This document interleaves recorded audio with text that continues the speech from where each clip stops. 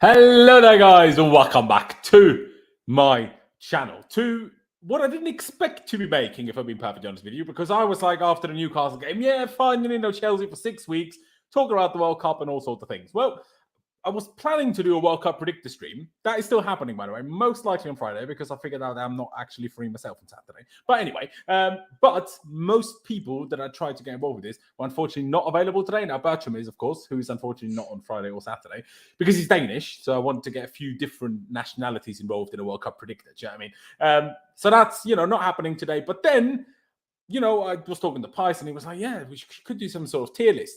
I was like, great shout, let's do that. Turns out Lewis did the same thing already today. If you saw that, well, maybe we'll have different opinions. If you didn't, well, stay here anyway and check his out later, I guess. But yeah, we have a lot to get through because now that Chelsea stopped playing and, football just stopped for a minute, there's been, unfathomable amount of news since Saturday, really. Like, compared to the usual weeks, it's almost like it's somewhere all over again. Like, news left, right, and centre all over the shop. It's crazy. So we will start with that, talk about the latest Chelsea news, because there's quite a bit to cover off the last couple of days. Jem should be joining us around 6:30 UK time, so in about 23 minutes, if you want to be precise. Let's see when he actually turns up. But we will get into the tier list about who to sell, who to keep, and what to do with the others that are somewhere in between. We will get to that. But Pice, I'll start with you. I say weird. Surprising amount of news the last couple of days, in your opinion, because there's been quite a lot, right? Yeah, there is. Well, there has been, I should say. I mean, there's been quite a bit of news about Zakarian as well today, specifically him. There's been news about Endrick. There's been news about Mason Mount contract talks. Hazard did an interview yesterday ahead of the World Cup where he said that, there hasn't really been any chance of me leaving Real Madrid. Chelsea haven't called me. And I think there's also been director news as well, where Paul and Stanley has obviously officially joined. And what I found interesting about that is the statement said he joins immediately. So I don't think there's any sort of, I think he starts work now. So we'll be in the January transfer window. So that'll be interesting. But yeah, there's been so much. Obviously, there's been rumours about Ronaldo and stuff. And also, according to Jacob Steinberg, Neil Bath has been promoted to Director of Football Development and Operation, and now has a say in first team matters, apparently. So I guess with the whole structure thing, I'm trying not to get caught up on who's what and sort of like the job titles, because I think even Matt Law said they're trying to be creative with it, and I guess we'll just find out longer term who's actually doing what, and or we won't even find out ever. Yeah, for me, I'm just looking forward to when we sign someone, what source finds out did this guy did who of the new guys played a part in it, sort of thing, and then I guess we can kind of figure out who's sort of the head and who's doing what. So yeah, right now it's a bit confusing, but there's a lot of stuff going on, a lot of changes. Absolutely, and we will cover it in just a second. Bertram, let me get to you. Thank you for coming on, as always. Now, obviously, you even asked me to send you the tier list already, so you could think it through a little bit beforehand. Let's on the news. Now that you've already thought it through, a bit of almost like a teaser for where we get to in 20 minutes time. Is there a lot of sales in there? Is there a lot of people who are we need to just get rid, or are you not as extreme on that whole spectrum as a lot of people have turned to over the last 2 weeks? Well, thank you for having me on again. To be honest, when I was looking through it, it occurred to me that we have a bloody good squad. We have a lot of top quality players, and we can all concede that there have been multiple issues, even with some of the new signings as well, which has split the fan base quite a lot. But looking through the squad, I think we have a solid core of players, something to build upon. We have a lot of emerging talents as well. Your Lewis Halls, even your Armando Brojas, your Trevoh Chalobahs, all kinds of different points in their, how would you say, development. So I think we have a great squad and something to build upon. Naturally, there are some sells we have to move in on. Even some, I think I don't have as many sells as you might have, because I see potential in some of our players. And I hope that Graham Potter can, to some extent, get the best out of some of them. But I think we are at a point as well now where we need to change up and change strategy sometimes, even through, especially in places like the midfield, as we've been talking about, which has been a major talking point through these last couple of transfer windows, which hasn't been addressed which is staggering. So I think we have a good squad, and I think we have to expect as well that it would be difficult for Graham Potter to start with, having to come in, even though he's brought a lot of his backroom staff and one of his players, and Cucurella, who came before him, to change the style. I think we still have a solid foundation to move on, and we've had solid improvements back in the backroom as well, appointing the director from Brighton and Neil Bath moving up as well. So I think there's reasons to be optimistic for the mighty Chelsea, which, me as a fan makes me very happy. So those are my immediate thoughts looking at our players.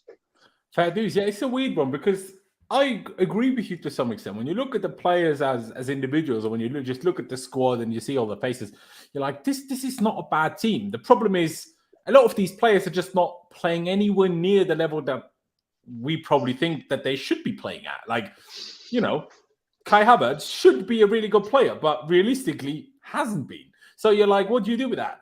Like, how much longer do we wait until he is actually as good as we all think he can/should be? And he's just one of many examples where that unfortunately is the case.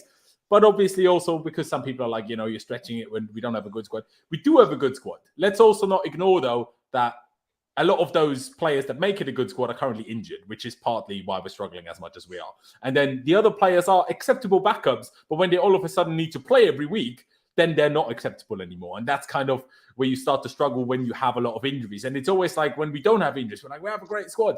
And then you do have injuries, and then you're like, no, we're shit. But I feel like that happens to almost everyone. Maybe Man City's one exception, but even Man City have had their struggles. Like how many fullbacks, left backs have they tried to sign over the years, and they're either constantly injured or in prison. So they constantly have to play players out of position. And then, they had Delph at left back and still won the league. They turned Zinchenko into a left back and still won the league. Unfortunately, we're either we're not as good, or our managers are not as good as where they can just turn random players into left backs and they're good anyway. We don't have that luxury, but 95% of other clubs in the whole world, if they have as many injuries as we do now, they will struggle. Like, if this many of your first team players are injured, you're going to struggle. It doesn't matter who on earth you are. It doesn't matter. Like, I mean, look at the PSG squad. If you've ever played with PSG on FIFA, like, they have the worst squad of any good team you'll ever see. They basically have a starting 11 and nothing else. They have 3 forwards. Everybody else like 75 rated. I mean, like, it's awful. So if they had Messi, Neymar, and Mbappe injured, well, they wouldn't even win Ligue 1. Do you know what I mean? Like, if you have your best players out, you're going to struggle. It's just as simple as that. But let's get into some news to cover so we don't waste too much time. I don't know where we should start. I feel like we should start with what started the wave, the avalanche of news, which I would say was Paul Winstanley joining Chelsea as Director of Global Talent and Transfers, as Pice touched on a few minutes ago already. Now, he obviously joined us from Brighton, one of the, I think, 7 in total members of staff who've come from Brighton already. Obviously, a lot of fans, well, on the one hand, taking the piss, like, we're turning to Brighton. The other fans taking it a bit too far. It's like, do we really want to be Brighton? Blah, blah, blah. Everyone's been negative again. But in the grand scheme of things, the guy was at Brighton for a long time, 8 years, I think, 9 years maybe. But, people will have a go, we're not Brighton, we need to be a much higher level. But Brighton are well run.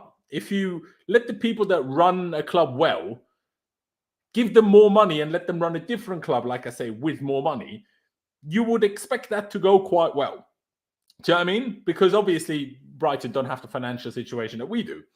But if you do things right and you have money, then it should really work. I mean, as you can see, that was the statement also released on the Chelsea website of what Todd Boehly and Benedict Barley said about it. Paul Winstanley, of course, is going to be a great addition to Chelsea. He's highly respected and is a key senior addition as we continue to build a world-class sporting team. Pice, you touched on it earlier, the fact that he starts immediately. Now, you can maybe help me on this one. I swear we already kind of knew that Paul Winstanley would join us for, a month or something? So are we sure the last month just wasn't his gardening leave? Or was it a month ago just rumours that it would happen? Maybe you know this better than I do. It was like advanced talks. I did see. Okay. I think it was 2 days ago that he was actually officially put on gardening leave. So I don't know how you can be on gardening leave for 2 days and then join Chelsea, but maybe it was just, I don't know. Maybe they got the news late. Maybe he has been on gardening leave. I don't know, but yeah, 2 days ago or something, they Athletic, I think the Brighton reporter said, yeah, he's now on gardening leave as talks continue, and then 2 days later it's announced. So I was like, okay, it's very quick. Yeah, but that is an yeah. interesting one. I mean, I'm not expecting you to be an absolute expert on him either. None of us are probably. Even Brighton fans probably aren't. But from what you have read and heard since, obviously, the announcement and since the initial rumours come out, what do you make of that? Do you think a good appointment for Chelsea, boys? I mean, to be honest, I don't know too much about him, but like I've seen a couple of Brighton fans. There was a podcast I listened to a little bit too. Um, And they, a couple of them said, like, obviously, well, they started off with a few digs at us saying, you know, is another one gone to Snake FC or whatever. But then they said, like, yeah, he's obviously a loss for them. But they were more like concerned if the scouts went with him because they seem to think he's kind of like the guy that almost like kind of gets the deals done. Or there's like a few of them that, you know, like he has knowledge himself, but it's like they would be more concerned if we also took a lot of their scouts or something, they were saying. So I'm not too sure.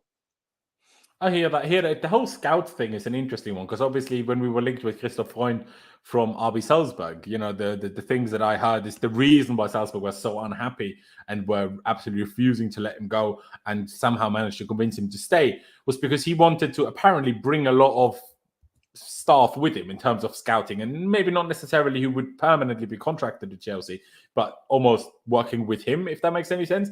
The whole thing about scouts, the difficult part about it, in my opinion, well, obviously you need to have scouts, good scouts. That's one thing. But I think the real challenge in scouting is knowing who's a good scout and knowing who's not a good scout. And if Paul Winstanley, even if he doesn't bring his own scouts from Brighton, if he knows, because the scout is supposed to know what to look for in a player. But Paul Winstanley is someone that needs to know what to look for in a scout. So if he's good at, you know, identifying good scouts, that's kind of half the problem with Chelsea already fixed. I'm not sure if it's just going to be him. Is it going to be Christopher Vivell, or any of the other guys, you know, that are going to be involved in that structure? We'll get, you know, a little bit of a list up on screen already, even though in a minute, even though Pies obviously explained earlier.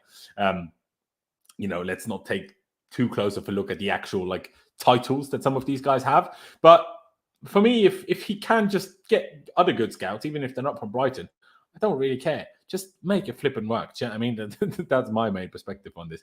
I mean, Bacham, what do you reckon? What's your thoughts on Paul Winstanley? Again, I'm not expecting you to know much about him, if at all. But in general, I think we can all agree that Brighton are a pretty well-run club. So if you take someone that was part of making them a pretty well-run club, can't be that bad. At the same time, obviously they were. Now, did they get promoted with Chris Hughton?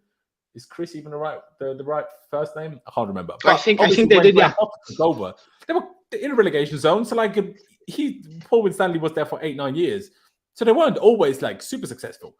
But Brighton came to the Premier League like how many years ago did they get promoted? Like it's not, you know, infinite years ago, isn't it? So you know, in the grand scheme of things, they still done well, I would say.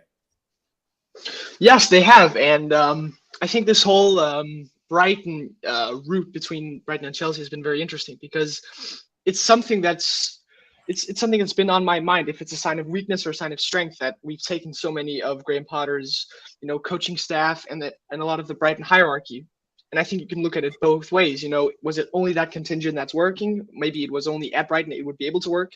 But I think it's very interesting. I think didn't Pep also bring a lot of or some of his guys to Man City as well, you know, just to strengthen up whatever he was building there. But I think I look at it as a positive thing, mostly because of the two gentlemen we can see in the picture there. I think they're serious owners who, as you said as well, has found someone who knows what to look at in scouts, because we've criticized our scouts for days. We've signed some not torrid players, but some players who really didn't fit in our system. So I think it's a sign of strength to find someone who was able to identify some scouts who can build something, because a lot of that Brighton team now has been built by, you know, Paul Winstanley and, you know, over the last couple of years as well. So I think it's interesting. And I think another thing is, you know, the title he's been hired to, isn't it? It's something like global football talent or something like that. And I swear Brighton has like a feeder club in Belgium as well, which, you know,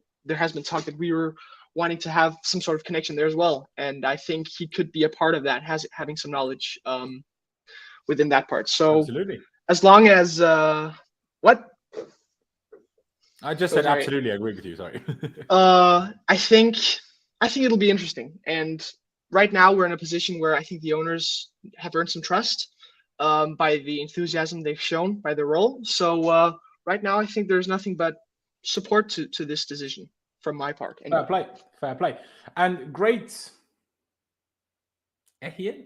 Sorry for butchering your name, mate. He says, "Where's Pice gone? Pice hasn't gone anywhere. It's just his Abby is basically hidden behind the super chat. You will see him again in a second. Don't worry. Jem has joined us. I'm very excited. Mate, we've tried to make this happen for you to come on the stream for God knows how long. I messaged him, Jem, are you free tomorrow, today, whatever? It's like, no, mate, sorry. I messaged him again a few days later. It's like, no, mate, sorry. Like, it just hasn't really worked out. But it finally has. And obviously, we're here to do a keep or sell Chelsea tier list today. We will get to that. But first, we're covering just a little bit of the latest news. Just to start with, Paul Winstanley, and then also on that note, the super chat by Luis Garcia saying signing all of Brighton just seems really naive. Do you agree with that? Like signing all of Brighton, I think is overdoing it a little bit. Like a lot of it was just Potter's backroom staff, which pretty much every manager brings with them. So as much as yes, in numbers it is quite a lot of people from Brighton, but we got their manager, so obviously we're going to take a lot of his backroom staff as well, goalkeeping coach, blah blah blah.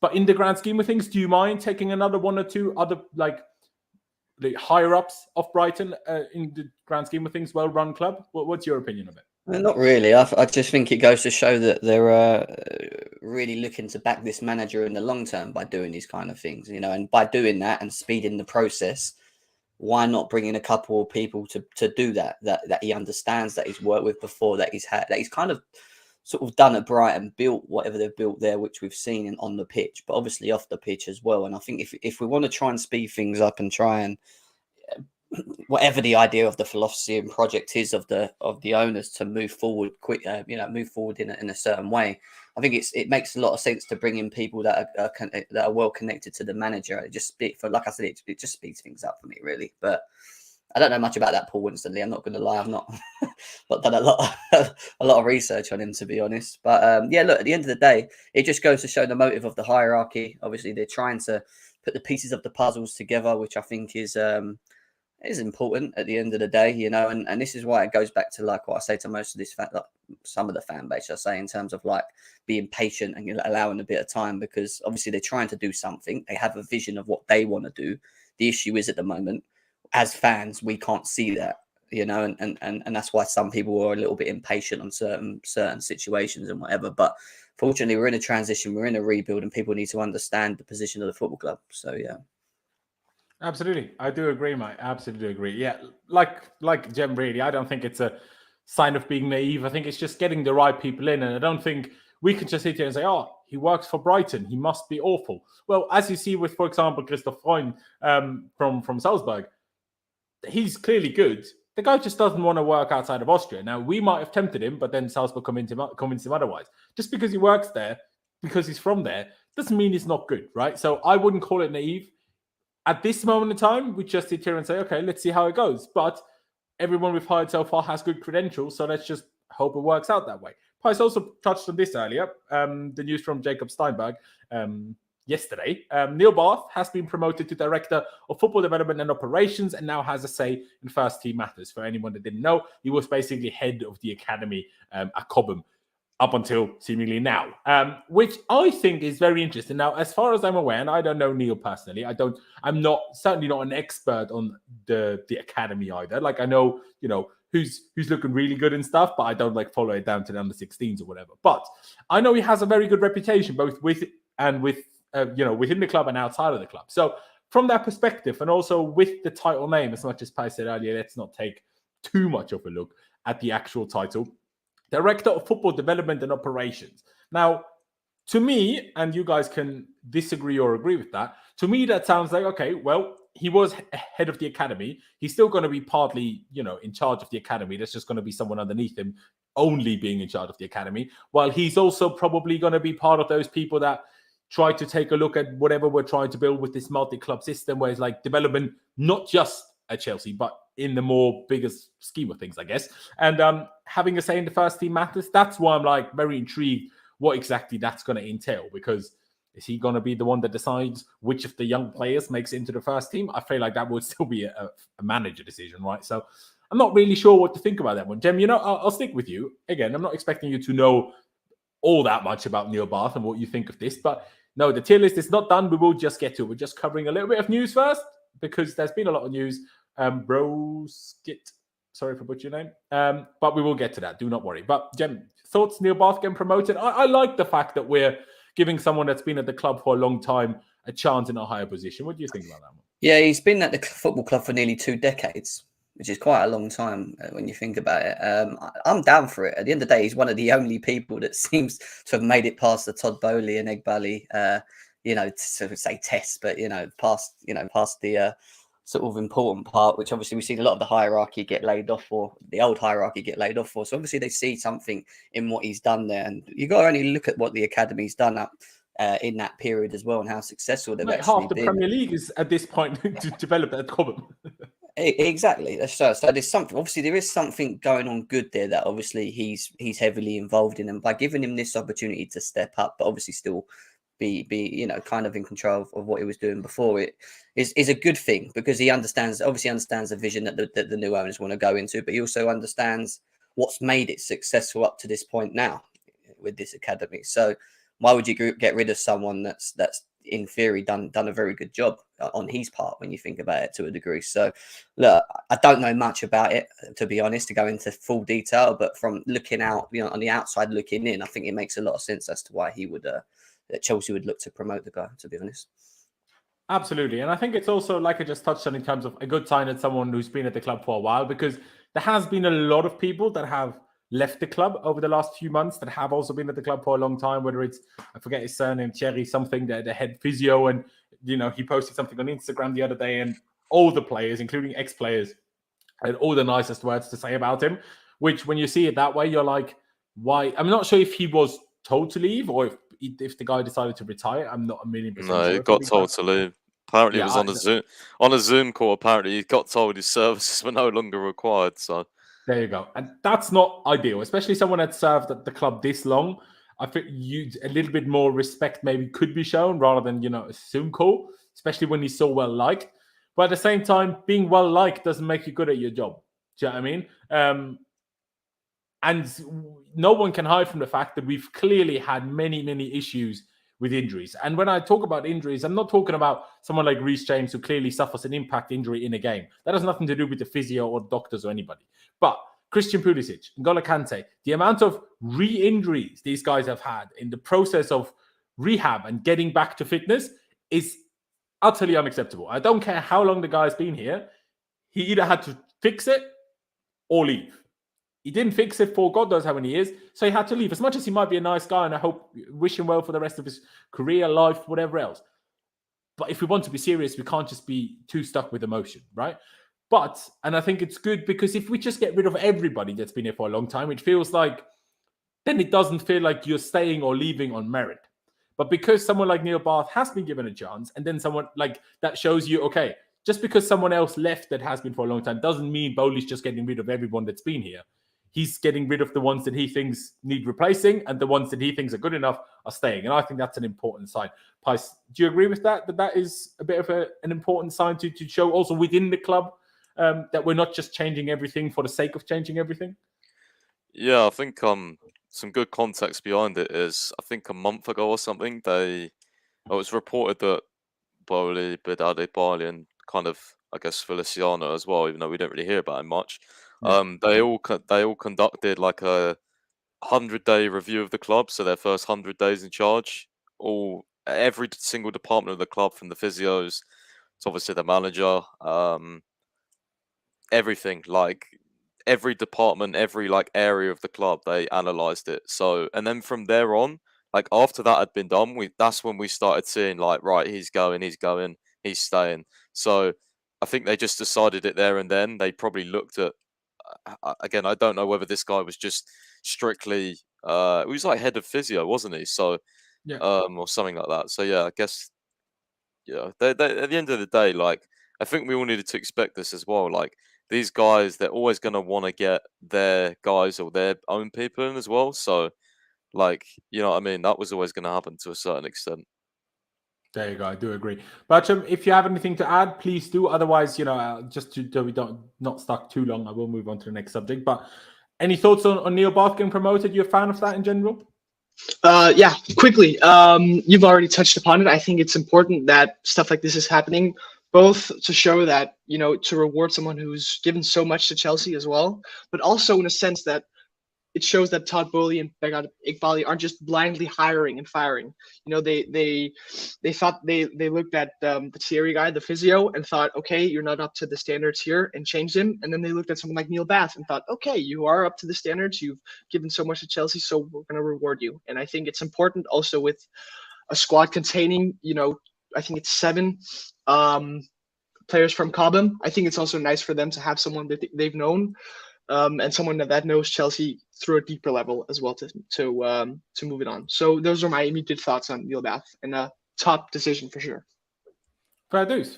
As you can now see on screen, basically just very quickly, these are the people that are currently part of the board level, I guess, at Chelsea Football Club, obviously excluding Potter because he's the coach, not part of the board. We are still expected to add a real proper director of football at some point. At the moment, still Todd Boehly is in charge of that. I'm not going to let you guys go into detail on everything we can see here, but at least you can maybe, if you haven't seen pictures of all of these guys before, it maybe helps you put a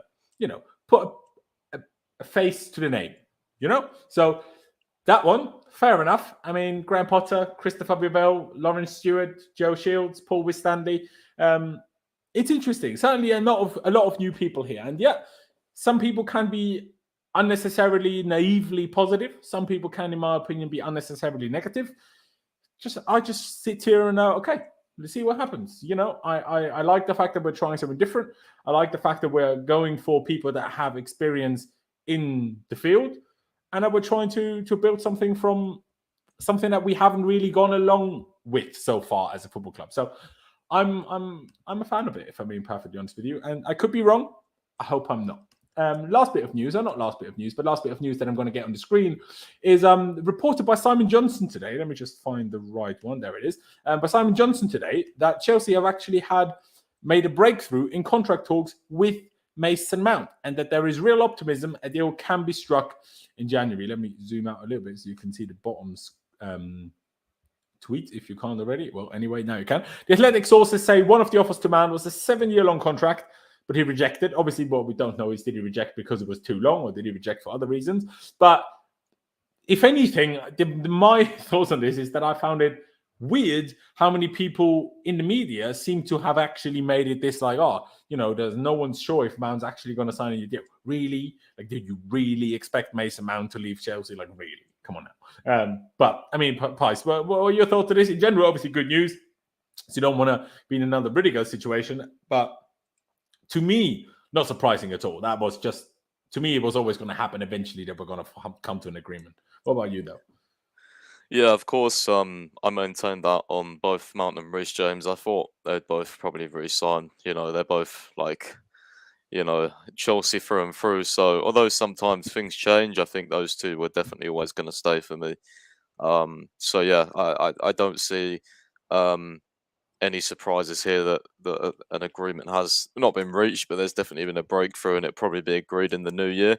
I guess the thing for me with Mount is just obviously his performance has been quite poor this season.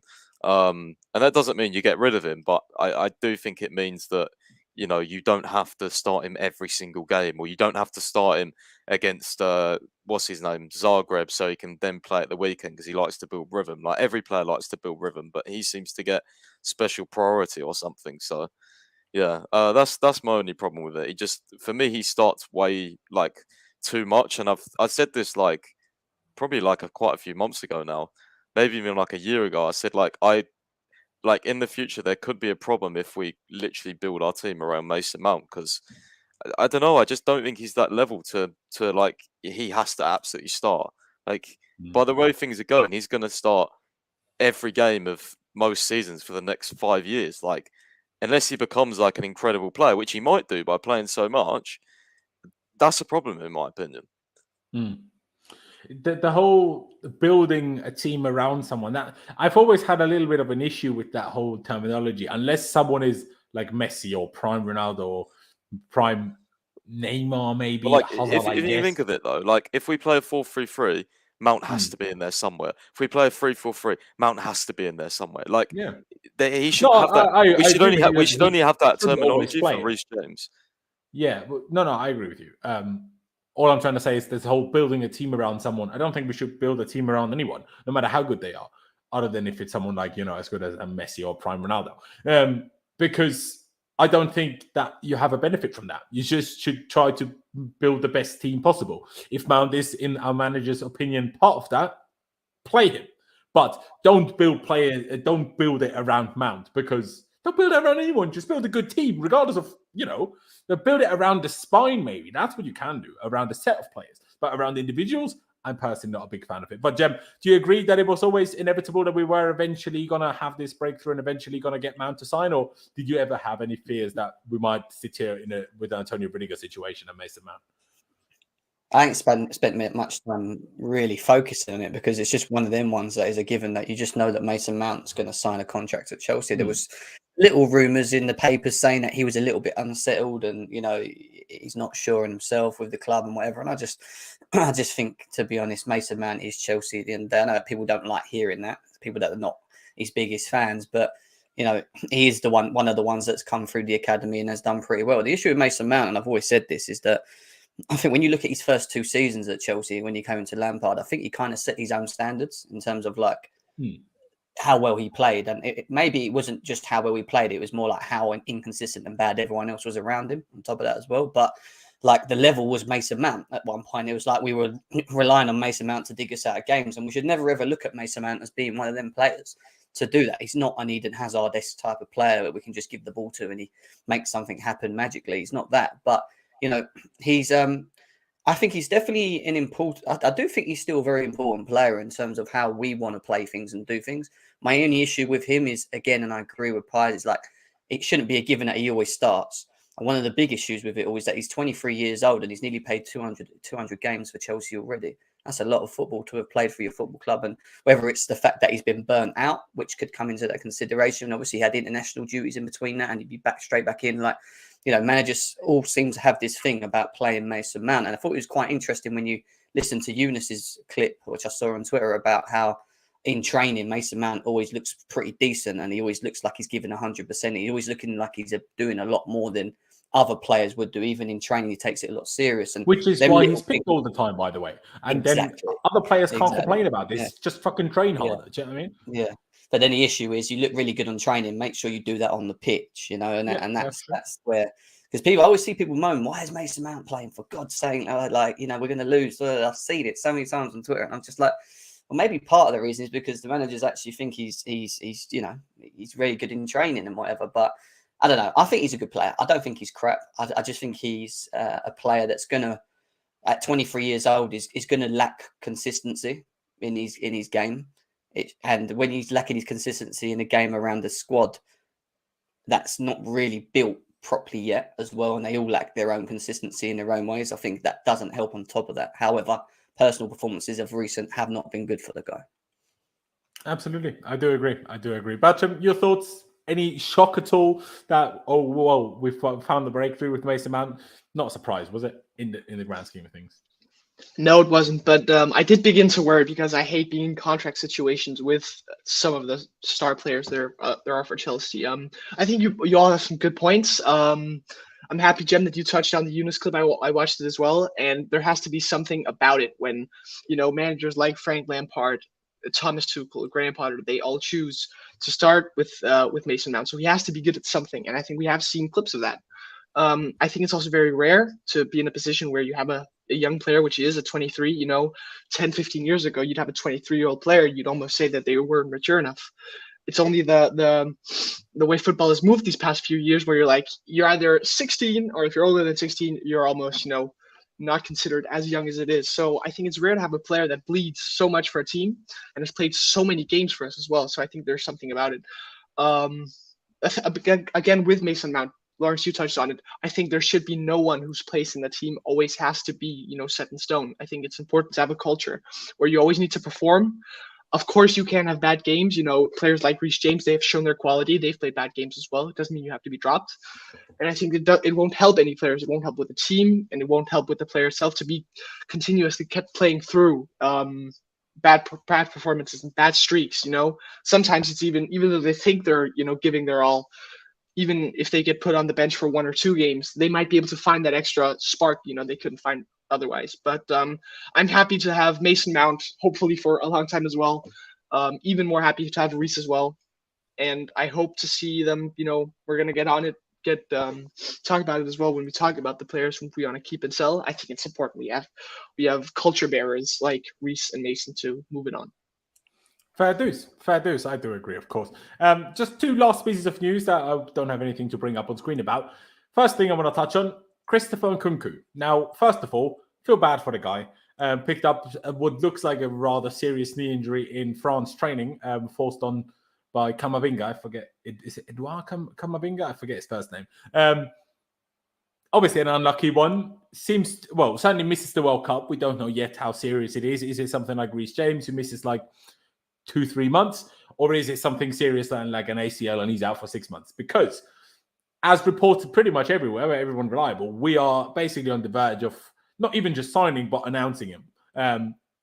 What's still debated is whether we were trying to do that for January or the summer. Like initially was always talking about the summer, but in some outlets we're talking about maybe even January. That's kind of been hampered here, hasn't it, Pice? Like we don't know yet how serious the injury is, or at least I don't. We just know he missed the World Cup with a knee injury. But what is with our luck, man? Like our own players keep getting injured, and even the players we're trying to sign are getting injured. Like what is this?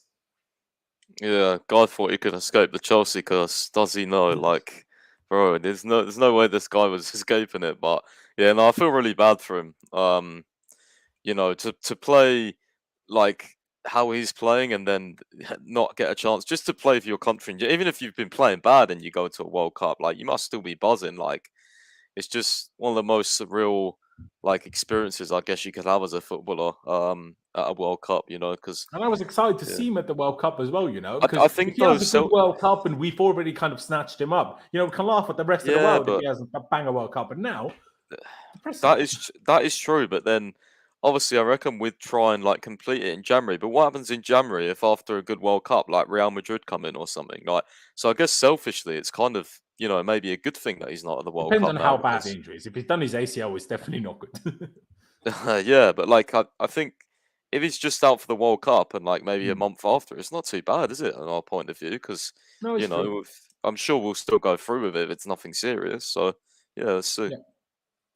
I do agree with that. Bertram, much of a thought on Nkunku? Obviously, on a personal level for him, I'm sure disappointing. But do you fear it's going to be a serious issue for Chelsea? Again, we don't know how bad the injury is, but if it is, it obviously is a problem because we've clearly made him the first choice attacking target to go after. Obviously, we seem to be interested in Rafael Leao and a couple of others as well. But still, this is not exactly ideal, that is it? No, and you touched upon it. It's unbelievable the luck we have with injuries, not even from our own players anymore. I don't know. I think the thing with Nkunku, as you've touched upon from the selfish point of view, it could be a good thing that he's not going to the World Cup. Got it for him personally as well. But injuries are a part of a football player's career, so this could turn out almost to be better for him if he finds a way to move out of this injury better than he came into it. If he gets that mindset correct to now that he's experienced a serious injury that's kept him out of something as disappointing as the World Cup, it could build his character and build his player up so that if he experiences at Chelsea, it'll keep him better. Now that he's at Chelsea. When he experiences that at Chelsea, hopefully. No. So I think it's something that can build character, and he's had a wonderful season, and I was excited to see him in the Chelsea shirt. I still am. So I really hope it isn't as serious as you could fear it is, but gutted for him personally. But as a Dane, he won't play against Denmark now, so we take those. But... Yeah, true. Fair enough. There you go. No, I do hear that. Jem, if my memory serves me correctly, and obviously we don't chat all the time, so I'm not 1,000,000% sure, but I feel like you're a big fan of Nkunku, aren't you? So, like, gutted about this one, like, scared that it's going to impact his move to Chelsea at all if the injury is too serious? What are your thoughts? I wanted Nkunku. It was in my last summer window request thing. That's who I wanted, Nkunku. I wanted Nkunku for a while. I just think he suits even though Thomas Tuchel, I just think he suits the way that I've seen us play, if that makes sense, and the fact that he's so versatile, and he's now become more. Can we say he's become more prolific? Now he's going into his second season and he's scoring goals. I don't know. I mean, he's scoring goals. You know what I mean? Scoring good goals as well. He's scoring good goals. Yeah. I just think he would be a great signing. I still don't think he's enough if we are to sign him. This is if we are to sign him. Let's be serious. But I still don't think he's enough on his own. Still need other things sorted, as we already know, as we've had conversations in the past about. But I am a little bit gutted. And when I saw the tackle, I got slightly annoyed about it, to be honest, because you just see Camavinga's boot and his studs come up like that on the guy. Do you know what I mean? And it's just like, I know you're training, you're trying to like prove a point to the manager and you want to get into the French team and whatever. I get it. And Camavinga's a top player. I actually like him. I think he's a good player. But, it's just typical, isn't it? It's like it's a Chelsea thing, like what Pi said earlier in the chat. It is literally like we get interested in someone, we like the look of someone, we're like, yay, and then they get a blooming injured. And it's like, how bad is this injured? Is it a tear? Is it? We don't know yet. I don't know. Does that affect, from our stance, does that affect what we do with him? If it is a long-term injury, if he has torn something, he's out for half a season or something, does that change anything for Chelsea? I don't know. We're going to have to just wait and see, but I hope not, because he's a top player. I think the thing you've got to be careful with it is how serious the injury is, and then if it's going to be a reoccurring injury, because we've seen it with a number of players that come to Chelsea where they recover, but they just can't play 3 or 4 games in a row without getting injured so quickly. And that's what worries me a bit now. It's like, we're going to have that and sign a player, he comes over, and especially the way we play with all the games each and every week, is it going to absolutely kill his legs? I don't know. That's what worries me a bit. No, exactly. I think like if it's really bad, like an ACL, an MCL, a meniscus, then we should hold off. Like, because how can you sign a player without knowing how the recovery will go, right? Like then we need to wait. Like, I'm not saying don't sign him, but then you can't agree anything yet, because then you just need to wait until he's recovered, do medicals again then and stuff like that. But if it's something like along the lines of the Reece James injury now, I think then you're probably going to be all right. But it's a tough one. And then lastly, Endrick, if people know, I feel like most people know about him by now. This seemingly Brazilian absolute wonder kid is 16 and a bit years old, already playing for the first team of Palmeiras in the Brazilian league. He was the youngest ever goal scorer in the Brazilian league. So, some player. He was hosted at Cobham the other week by Chelsea Football Club. He was also hosted by Thiago Silva, if I'm not twisting any reports here. At least Thiago Silva was somehow involved in the whole situation. But 2 things. Now, number one, Fabrizio Romano, was it today or yesterday, basically reported, Endrick's basically learning English. So we was all getting gassed already. And I'm like, if Boehly pulls this off, I'm going to be well impressed. And then now Endrick's dad has come out just today saying, at the end of the week or whatever, they will be traveling to Real Madrid and see their facilities and everything, which will probably make our facilities look a bit shit considering they're about 20 years old by now.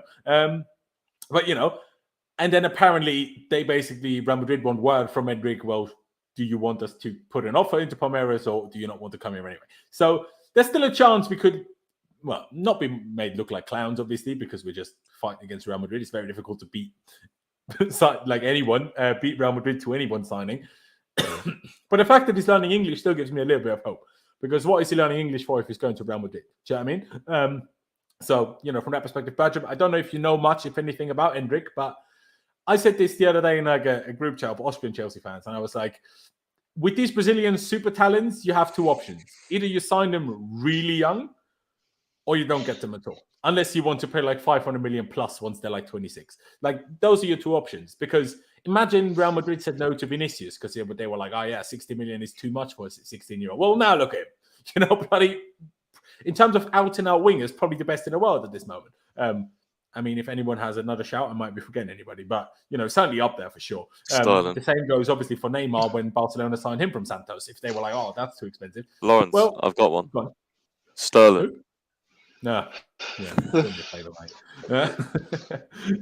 But thoughts on Endrick would be quite good if we could get him done. But obviously, just to clarify to everyone, he's 16 now. He can only play in Europe once he's 18. So it would be one for in a couple of years rather than now. Yeah, well, I think with Endrick, I'm kind of living off the hype of all of you guys, really hyping up when it pops up on the timeline that, stuff like he's learning English. I think that I can't remember who said it, but it could just be, Yeah, it could be like no, it could be like commercially smart for him, just to be able to speak English. So it doesn't have, unfortunately, necessarily have to be because he's signing for us. But you never know. I think the way I see these Brazilian talents is they go to either like Portugal, where they speak almost the same language, or they go to like the Barcelonas and Real Madrids. I don't know if Chelsea and the Premier League in general is the best place to try and test out these players. We might loan him out to one of the feeder clubs. That might be the idea. But I don't know too much about him as well. So I think the support he's getting from other parts of our fan base who might know more than me show that he's obviously a good player. 16-year-old player, started playing for a big club like Palmeiras as well. There has to be something about him. But I think I don't know too much about him. I'll reserve judgment. But if Chelsea want him, and good football people at Chelsea as well, and Real Madrid want him as well, there has to be something about it. So let's see. But very interesting. There you go. I mean, yeah, CFC Dublin just said it in the chat. He's probably going to Madrid. It's inevitable. I honestly feel that a little bit as well because they all go to Real Madrid, unfortunately. But, I mean, maybe you haven't seen that, Bertram. I think a lot of people a few months ago, there was a big, compilation of Endrick going around, of still youth football at the time, because that was before he made his first team debut. But some of the things that the guy was doing were ridiculous. Again, it was against other youth footballers, and if I showed you a compilation of Ruben Loftus-Cheek, looked kind of similar in terms of how much better than everybody else he is. But it's still Brazil. It's still that, there's a reason why they're the favourites for the World Cup. These lot produce footballers. So, if you absolutely tear into pieces every single person in your age group, then you're probably half decent. Do you know what I mean? Jem, do you know much about Endrick? And do you have any hope that we could get him? Again, do you even want us to get him? Yeah.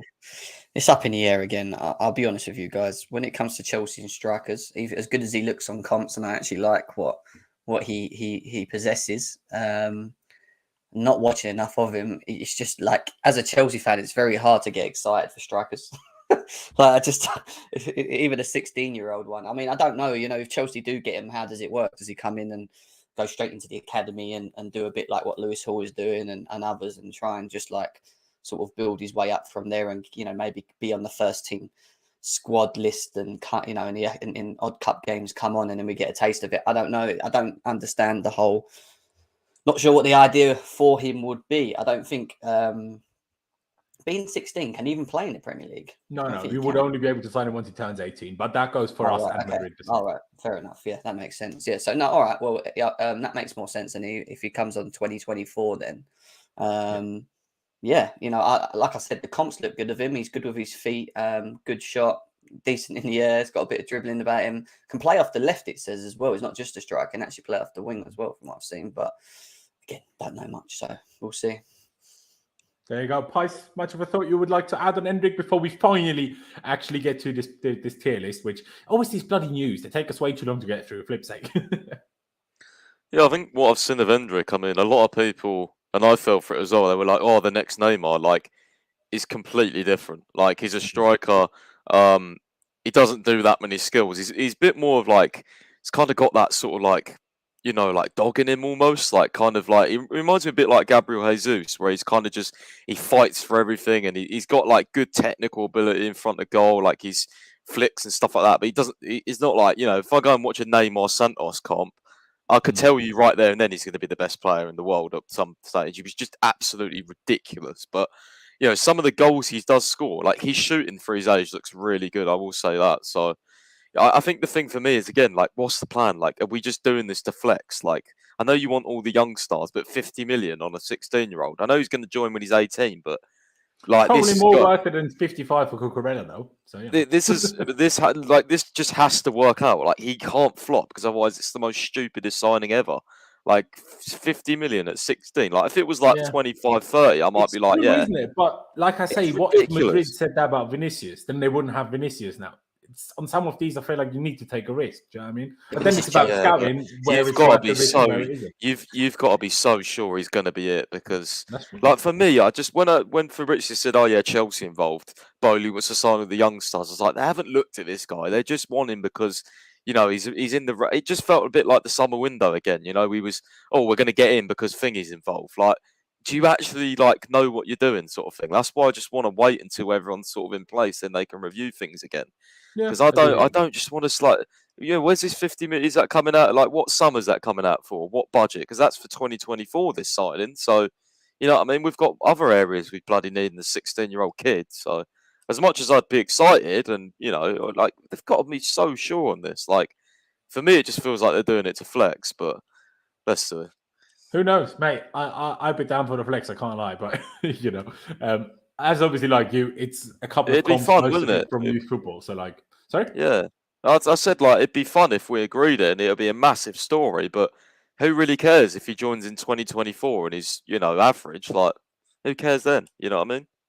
no, exactly. That is very true. All right, boys, let's finally get to this tier list. I've decided to go for 5 tiers. I also decided to flip it upside down because I never understand why these tier lists have red at the bottom.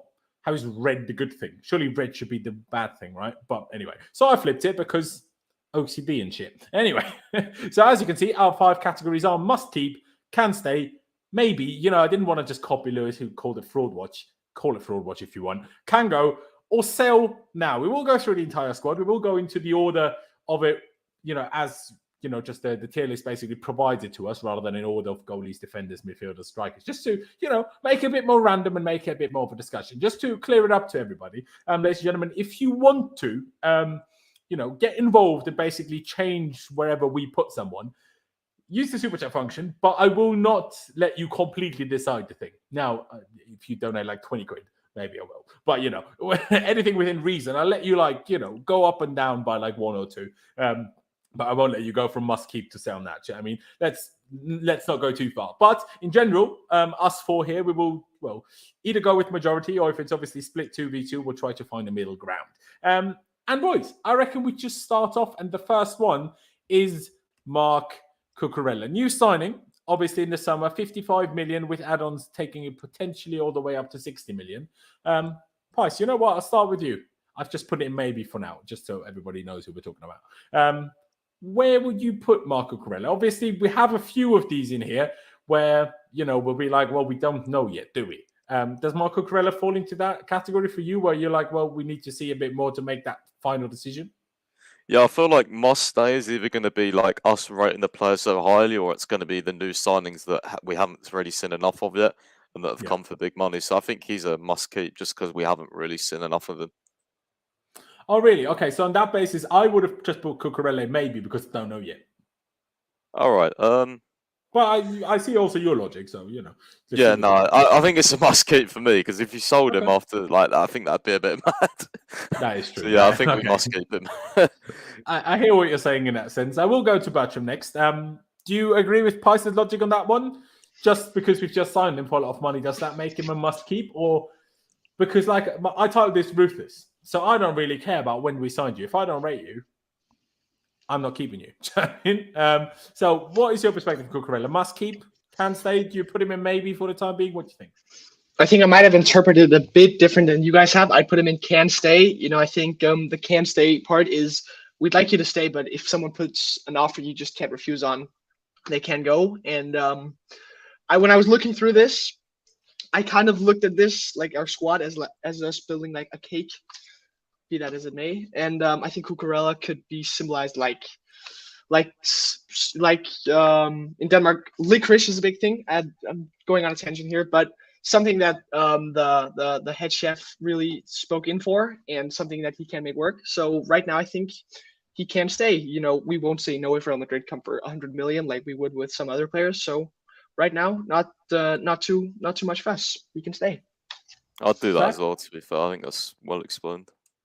All right, fair dues. Jim, what about you? Would you agree with Bertram as well? Would you like to go for something different? What's your thoughts? I'll just be real quick. Can stay. I don't see any reason of getting rid of the guy. I know he hasn't been in great form, but then you just got to think about the crop of players that he's played, that coming in with as well, and how inconsistent they've been in their own performances. And I just think we haven't got that idea of what we want to do. And when you look at Graham Potter, if anyone's going to get the best out of him eventually, it's going to be him, because that's where he did play well under Graham Potter. So it's like more additions, maybe a better system, and a system that the players actually function in and understand. I think Cucurella would be quite useful in the future. Fair dues. All right, Jem, I'll actually stick with you On the next one, you might be able to see his head poke out already. Conor Gallagher. Now, he's made the England squad. He's had a few good performances for us already. He's even someone like Pice, who's been kind of very much on the fence or critical of him very early in the season. Even Gallagher managed to somewhat change his mind already, and it didn't take him long. So fair play to Gallagher even for that, because Pice's mind is not easy to change, let me tell you. But what do we do with Conor Gallagher? Because, you know, I just give you the floor, because I'm not like, he's one of those where I'm like, well, he's what, 22? We don't know yet how good he's going to be. Like, if he stays as good as he is now, maybe we should put him in can go. But because he's young, there will be improvements. So where do you put him?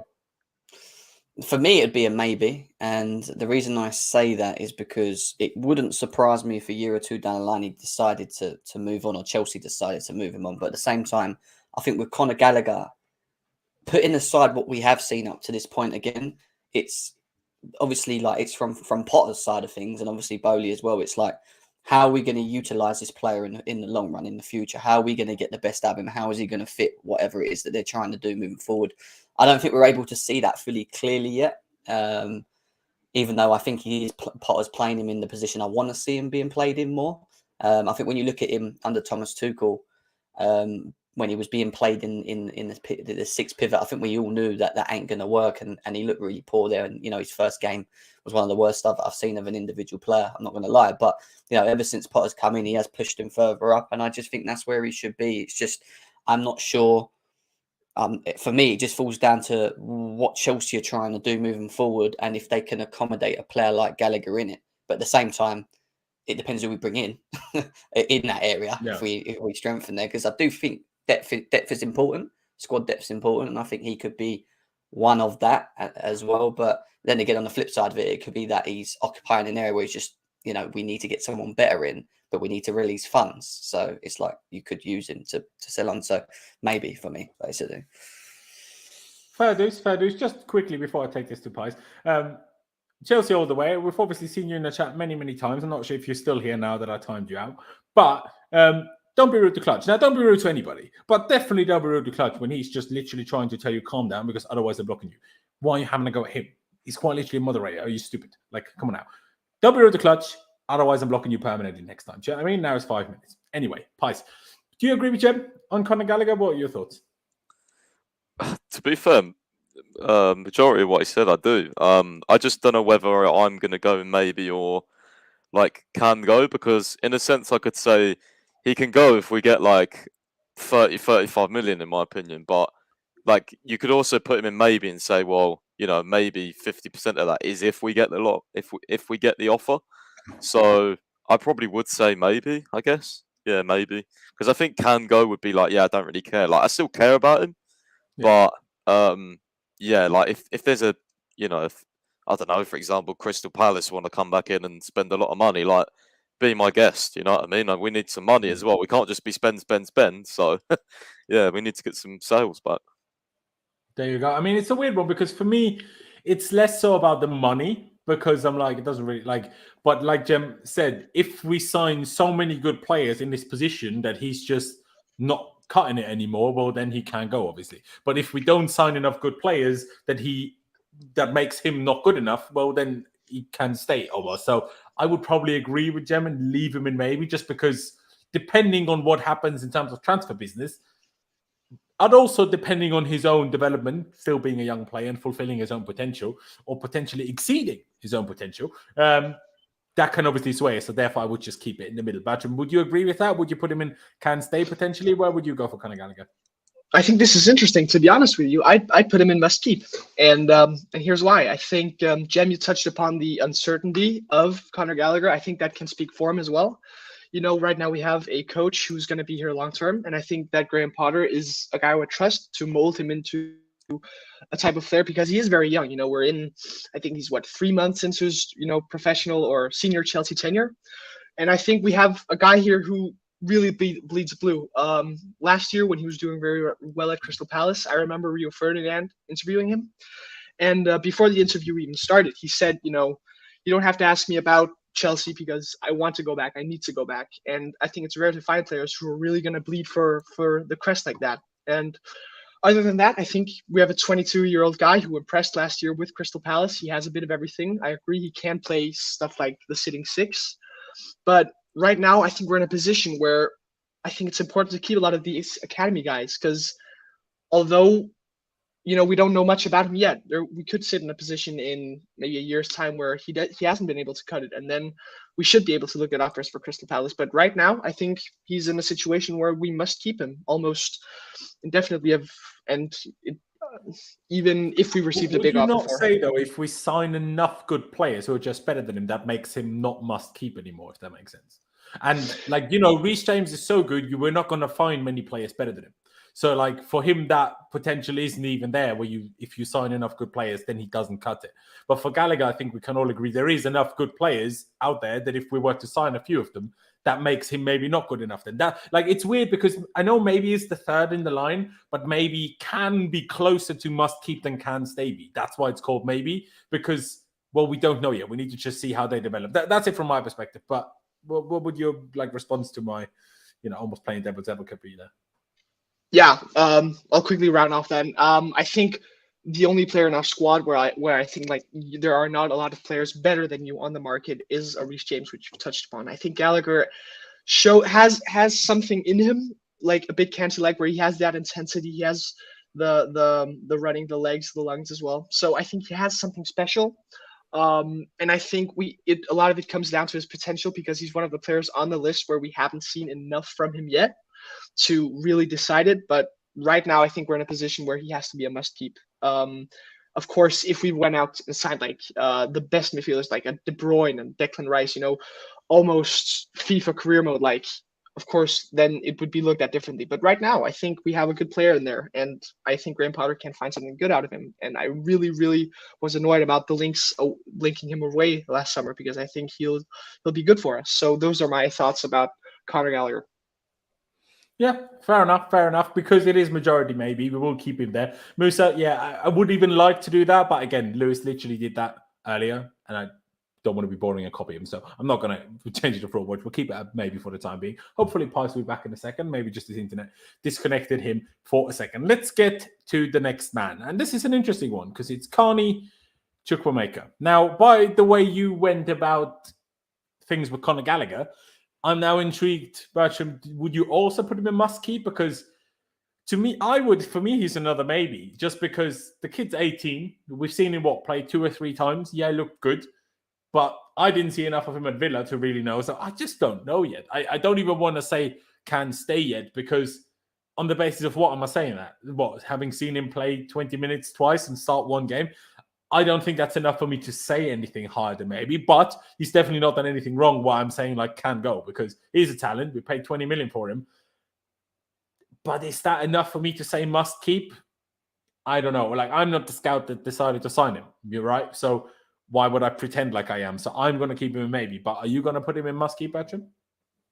No, I would put him in can stay. I think we agree on the same amount of things. I think we've maybe interpreted can stay and maybe differently. I think he hasn't shown, and that's nothing to do with him. He hasn't shown the loyalty towards Chelsea that Gallagher has, even though he's just been criticized there.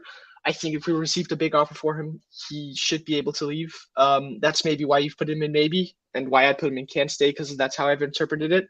But I think we have a good player there, and I would probably loan him out because there's a reason we've paid 20 million quid for him. So I would just put him in can stay, and if a big offer were to come in for 50 million, I think we should take it. Yeah, no, I do hear that. By the way, maybe to clear that up quickly, why I didn't make a section for loan. Simple reason, because number one, he would only really fit 2, maybe 3 players if you want to include Broja in that. So basically, Lewis Hall, who's going to be in this, and Chukwuemeka. So I was like, well, that's just a cop-out for young players, right? So let's not put a loan option there. I just have to figure out. I do see what you're saying as well. So I can potentially be convinced. Luis Garcia is not happy with Conor Gallagher. He's a Coyote Roadrunner, 0 attack ability. Put him in the bin. Now, because Bertram went must keep, I will keep him in maybe. And I know some people are like, well, you said we could trade with the super chats. But, it's just evening itself. I'm basically giving you another vote, basically adding your vote as another vote. So that means 3 maybes, 1 must keep, 1 bin keeps him in maybe. But if anyone else agrees with those goals and wants to donate as well, then we might have to lower that one. But Jem, I'll go with you. How did you interpret it? Like, would Chukwuemeka be a maybe for you? Would it be a can stay for you on the basis of that? Well, it's clearly decent, but we don't know how good yet. Can stay for me. And again, the reason it's all up in the air is not only because we haven't seen him enough on the pitch, but it's actually trying to understand the module of this football club. Like, it's all well and fun saying that, we can just buy players all the time. I don't think that this ownership is looking to do that, which means that we will need to have a fair share of young academy players who will get their opportunities moving forward. Now, that then determines whether or not, that's going to fall on them, whether or not they're going to be able to make it in the team and hold themselves like Reece James and Mason Mount have done. But I think when you sign someone for 20 million, I think the idea from the Boehly standpoint for this player is going to be potentially to try and get him into a run of games. And you've got to look at the current age of our squad as well, especially from a sort of midfield standpoint and the players that we have in there. There's a couple that may, a fair share that may disappear. There might be some more opportunities open for Carney in the future. And then it's going to be down to him whether or not he takes them once we see more of that. But I think Graham Potter, also being a manager here as well, would probably have been told that, look, we're going to buy some young talented players who eventually would probably like to have their opportunity or be given the opportunity to show us what they can do. And then it'll be down to them whether or not they can do it. And that's why I think these contracts, like with Broja, for example, where there's like incentives in the contract to try and get these guys to push forward and try and get into the first team, is a good idea especially for the young prospects that we're actually looking at the moment. So I think it's about maybe the balancing side, but at the same time, it depends on the module of what we're trying to do or where we're going with, which is again too early to decide. Fair dues. Post then lastly, we've had 2 can stay and 1 maybe. Where would you put Chukwuemeka? Yeah, first off, I apologise because my computer just completely ran out, so I had to recharge it. But Chukwuemeka, I would put can stay. Close to must keep, to be honest, because again, I don't think we've seen enough of him. And I think the stuff we have seen of him, he's been very, very good. I like him. I think he's got a lot of attributes, especially running with the ball. He's a big, powerful boy. Seems fast, seems good on the ball. So I think he could be a really good midfielder. Again, it's just, is he a must keep if we sign enough midfielders and then we get a big offer? It kind of is a must keep, to be honest, because we just signed him and he's one for the future. But I probably just put can stay because, yeah, if we get an offer or some other things happen where we just signed so many ridiculous midfielders, then it will look stupid on the ownership. But at that point, it might be like, yeah, maybe, or can stay. Wouldn't really mind, Fair dues. We'll put him in can stay then. RD said just clocked we signed Cucurella for 63 million. That's only with add-ons. We didn't. We paid 55. He's not in must stay. Must keep. Like I said, my simple explanation was, well, we haven't seen enough of him to make a full judgment of that. And what we have seen so far hasn't been good enough to put him in must keep either. So that's why I personally wouldn't have put him in there, even if, of course, the price tag suggests that. But, we signed Lukaku for 100 million. He was gone a year later. So the price tag doesn't dictate everything. But let's get to the next one. Mason Mount. Obviously sell now, right? No, I'm joking. Boys, Pies, I'll start with you. Does he make must keep for you? Is it can stay? Where would you put Mason Mount then? I honestly think it's a can stay. He will be a must keep for the ownership now. They've got his contract extended, but it's a can stay for me. I think if we got an offer that was big, I think I would probably sell him. I don't rate him as highly as Reece James. Nowhere nearly as highly. It'd have to be a big offer. Talking like 80, 90 million, but again, he's signing a contract, so he's gonna be staying anyway. So yeah. Fair enough. Bertram, is he must keep for you? I agree with a lot of the points Pice made about can stay. I think almost must keep is pretty much just for Reece James and Gallagher and a couple of others, but I think can stay works just as well. But he will be a can stay as well. Okay. Jem, would you put him in can stay as well, or would you go for something different? Are we basing this whole thing we're doing on what we want or what the board are going to do? What we think? What we want. What you want? He will be a can stay for me. I'm not going to say any more than that. I don't think he goes anywhere. I even think if someone put an offer in for him, he still wouldn't go. I just think he's that kind of type of player. I just think he loves the club as much as people don't like him. What he's doing on the pitch at the moment, I do think he's one of the players that definitely loves this football club. So can stay for me. Absolutely, I would put him in must keep, and people might say he's not quite good enough for that. Fair enough. If you think that. For me, there's a lot of there's especially nowadays that we have, the American ownership, and we're going to go for all these young stars from all over the world. I think it's important to keep a bit of a core, especially if we're going to make this multi-club structure of having clubs in Brazil, Belgium, God knows where else in the world we're going to have clubs that are owned also by Todd Boehly, etc. in the future. I think it's important to keep a little bit of culture of people that know and love the club as the base around it. And if that's at least Mason Mount and Reece James, I think that's good. Does that mean Mason Mount needs to start every game? No. But I think we must still keep him. And I do sometimes think that people are a little bit too quick to be harsh, because I agree he's not been good enough this season, but he's not been good enough this season for what we need him to be, because we made him, when Lampard was here, we had the transfer ban, we made him this regular starter. And then Tuchel kept him in the team every week, and Potter is keeping him in the team every week. In general, a guy that's just turned 23, he's not that drastically underperforming. If anything, he's been drastically overperformed for the last 2 years. Now, he should do better now, absolutely. But every 23-year-old, the guy's been here for 2.5 years now, and, this has certainly been his worst run. I'm not saying he was amazing for the whole other period, but this is his first real bad run. So I'm like, well, he scored more than Lampard did by this age. Now, of course, football has changed. He started younger. I understand all of this. But to me, we must keep. But hey, if it's 3-1, we will leave him in Can stay. Again, ladies and gentlemen, if you want to get anything changed, get involved in the super chats. But let's move on to the next player, Trevoh Chalobah. You know what? I'll go first myself on this one. He, to me, is somewhere on the edge of can stay and must keep, but must keep not in the sense of must keep as a regular starter, but must keep as a player to have in the squad. Now, obviously, I don't know about his personal opinions, how long he would be willing to stay at Chelsea for if he wasn't a regular starter all the time. That is obviously a separate question. But I would probably put him in can stay, because I think there is a good player in him. I think the guy certainly, obviously against Newcastle, he was poor. Again, the game before that, he was pretty poor. But in general, considering he was basically not involved at all under Thomas Tuchel initially, and then Graham Potter as well, until Fofana got injured, he's held that place down really, really well for the most part. And I like him.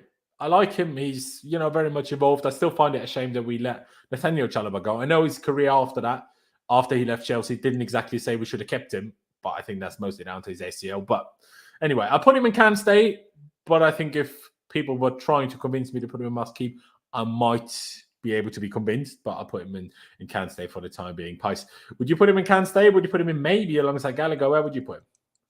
I'd put him in can stay. I think he'd be, a very, very good rotational option. I think he's playing the back four, he's playing the back three. I do think he's good.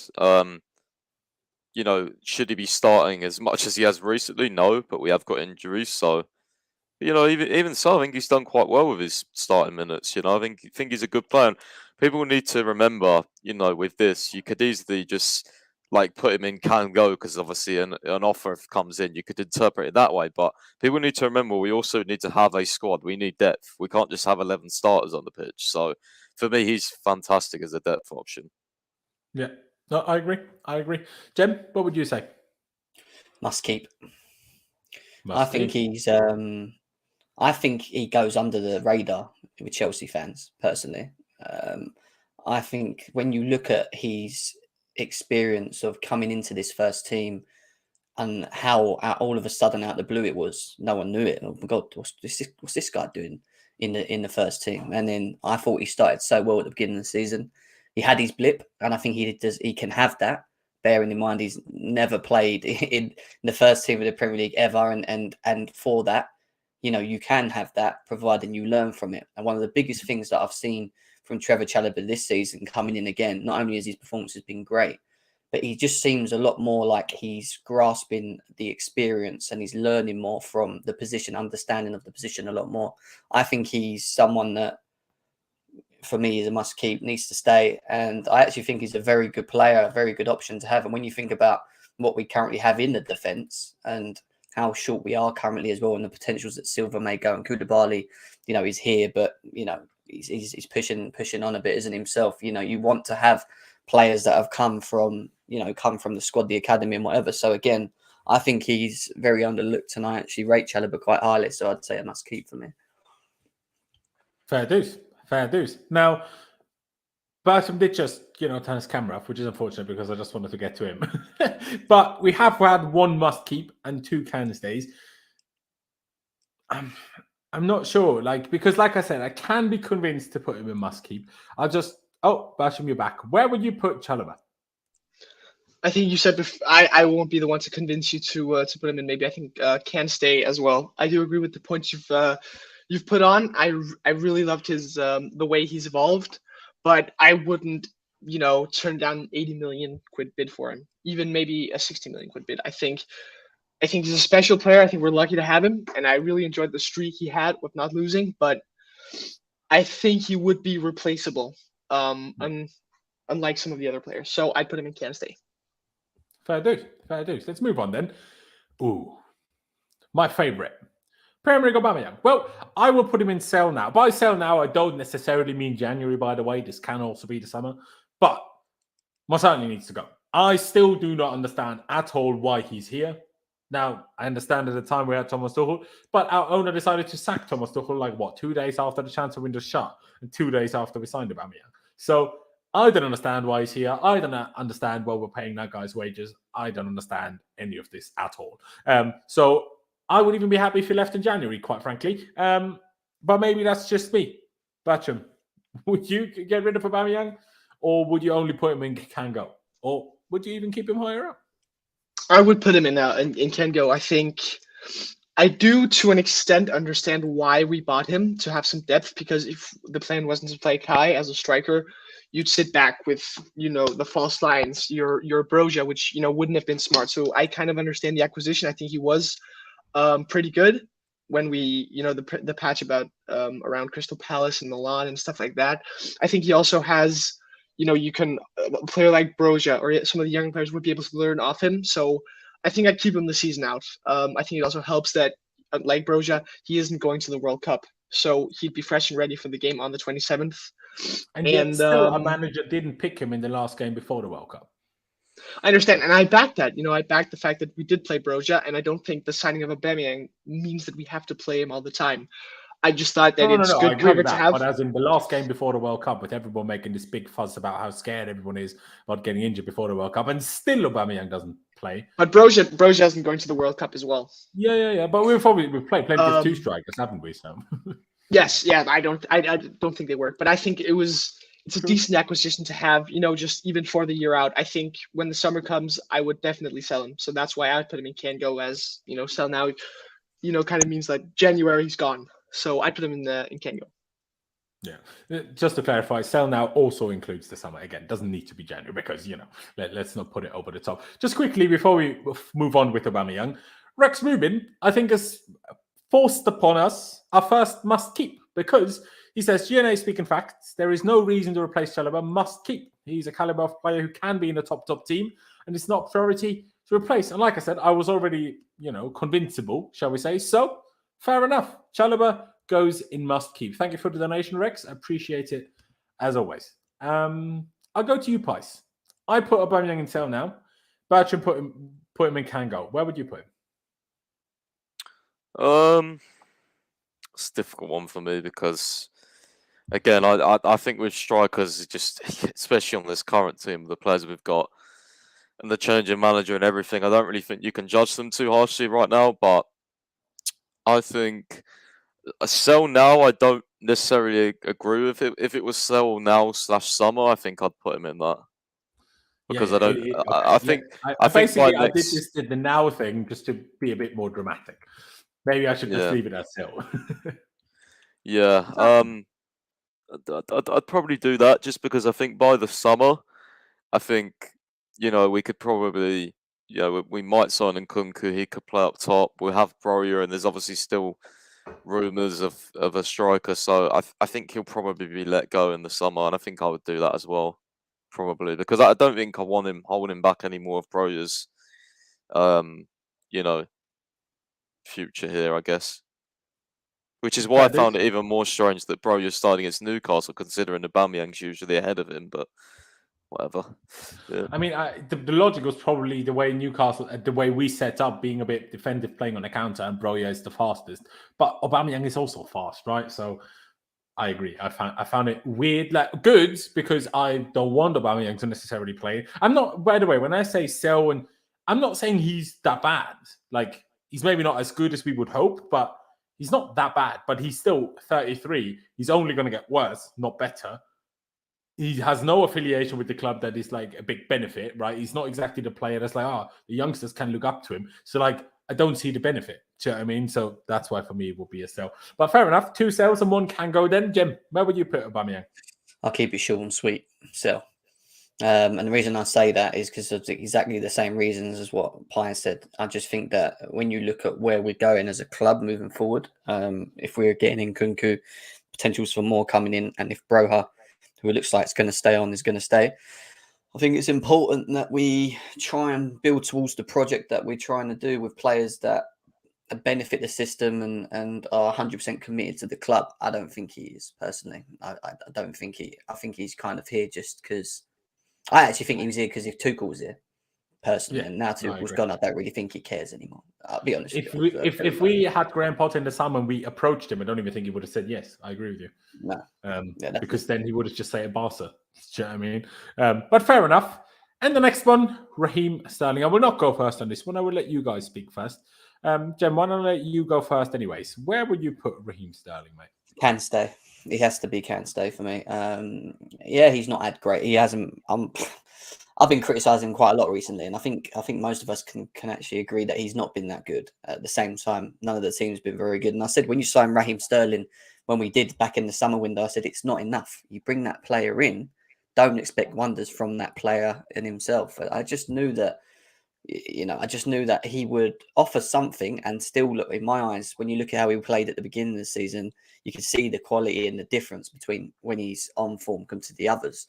But I just think you need to have more with Sterling, if that makes sense. So it's like, yeah, he can stay, but we need to have more up there with him that kind of he can have better chemistry with and link with and actually be more effective with, rather than be, again, what I think we've been trying to do this year, which is like an Eden Hazard thing where just give it to Sterling and he can just do it all himself. I don't think he's anywhere near that type of player because he's not the greatest of dribblers. He can do it, but he's not like a great dribbler when you think about it. With Sterling, and when you look at how successful he's been for Man City, he's more effective where he finds himself running late in the box. And when you get him in the box, when you have someone that's able to create for him and he's there, then he's quite effective for me. So, direct in the box, one for the future. Just need to have more around him. Maybe we'll see the best of him later on. Fair enough. Bertram, what about you? Where would you put Raheem Sterling? I'd put him in Kent Stay as well, but it would maybe be somewhere between Kent Stay and maybe, because I don't think we'd be able to command a very large fee for him. But I was super excited to see him at the start of the season. He started well.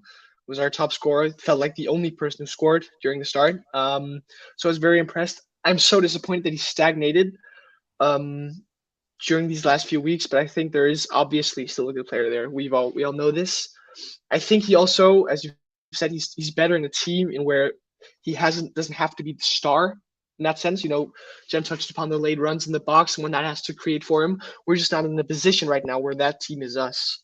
So I think he's a model professional and someone who definitely can stay and will, when we start to play better, naturally, it'll be a big benefactor for him. So I'd put him in can stay as well.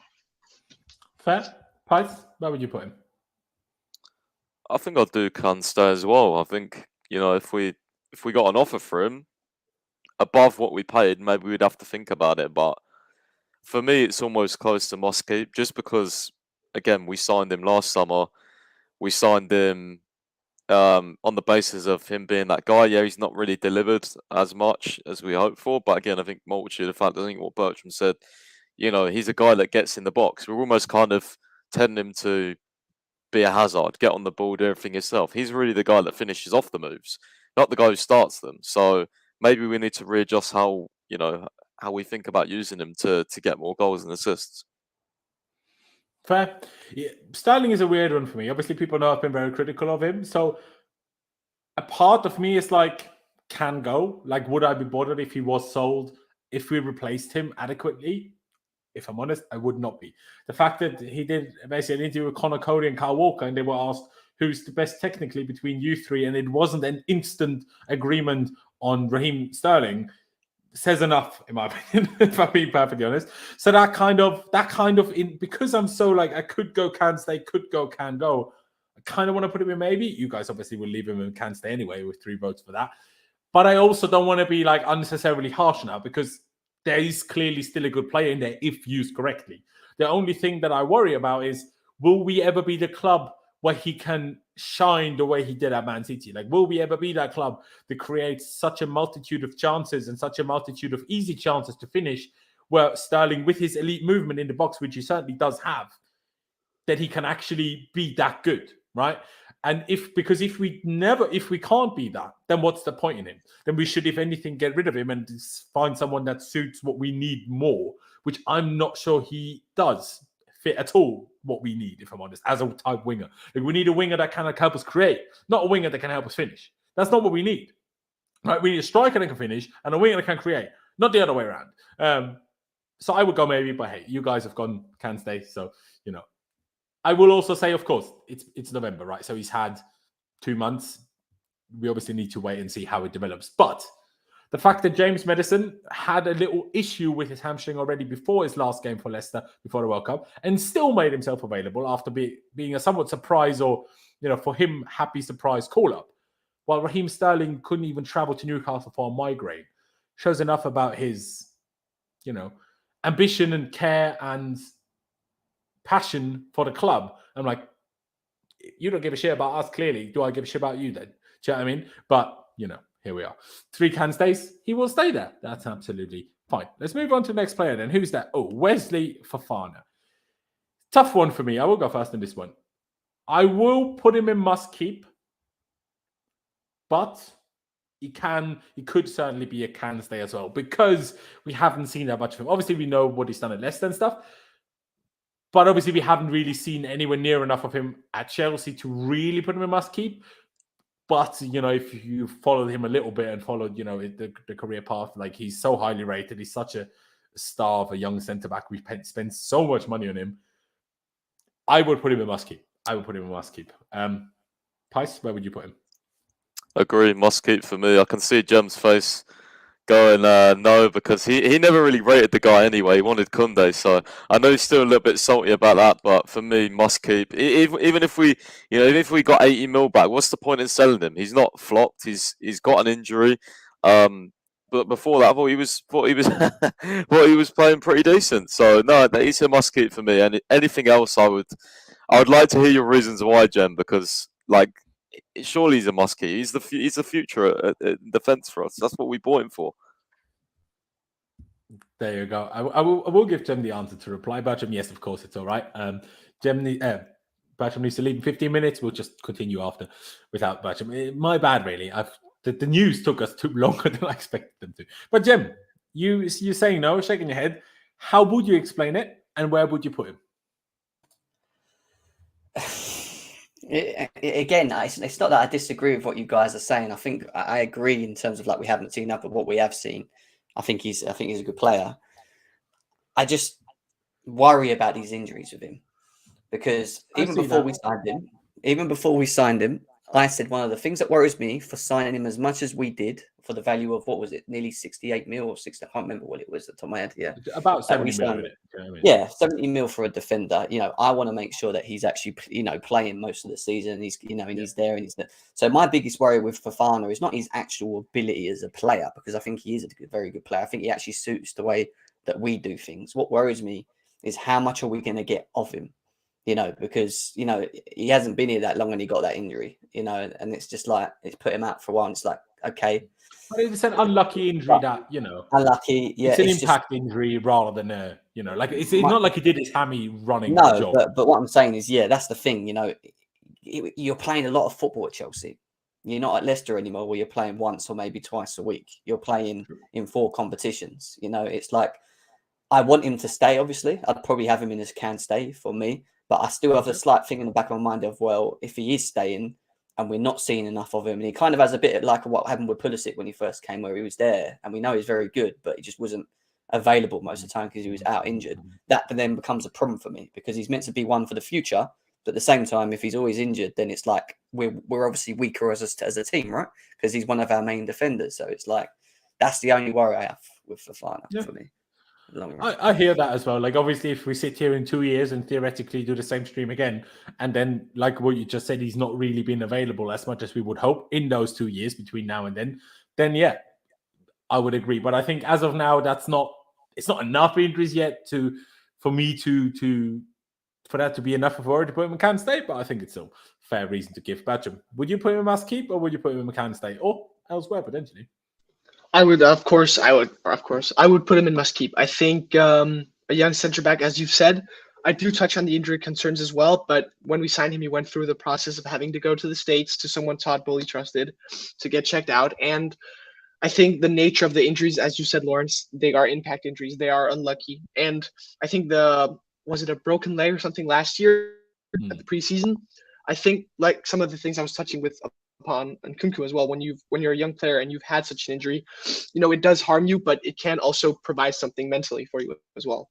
So I think he's shown that he is a mature defender. I know he has made mistakes, but I think he was generally quite good in the game against Crystal Palace, barring the one error, and the game against Milan as well, where he scored. And then, of course, played an Italian team. You lose a defender, you know how it is.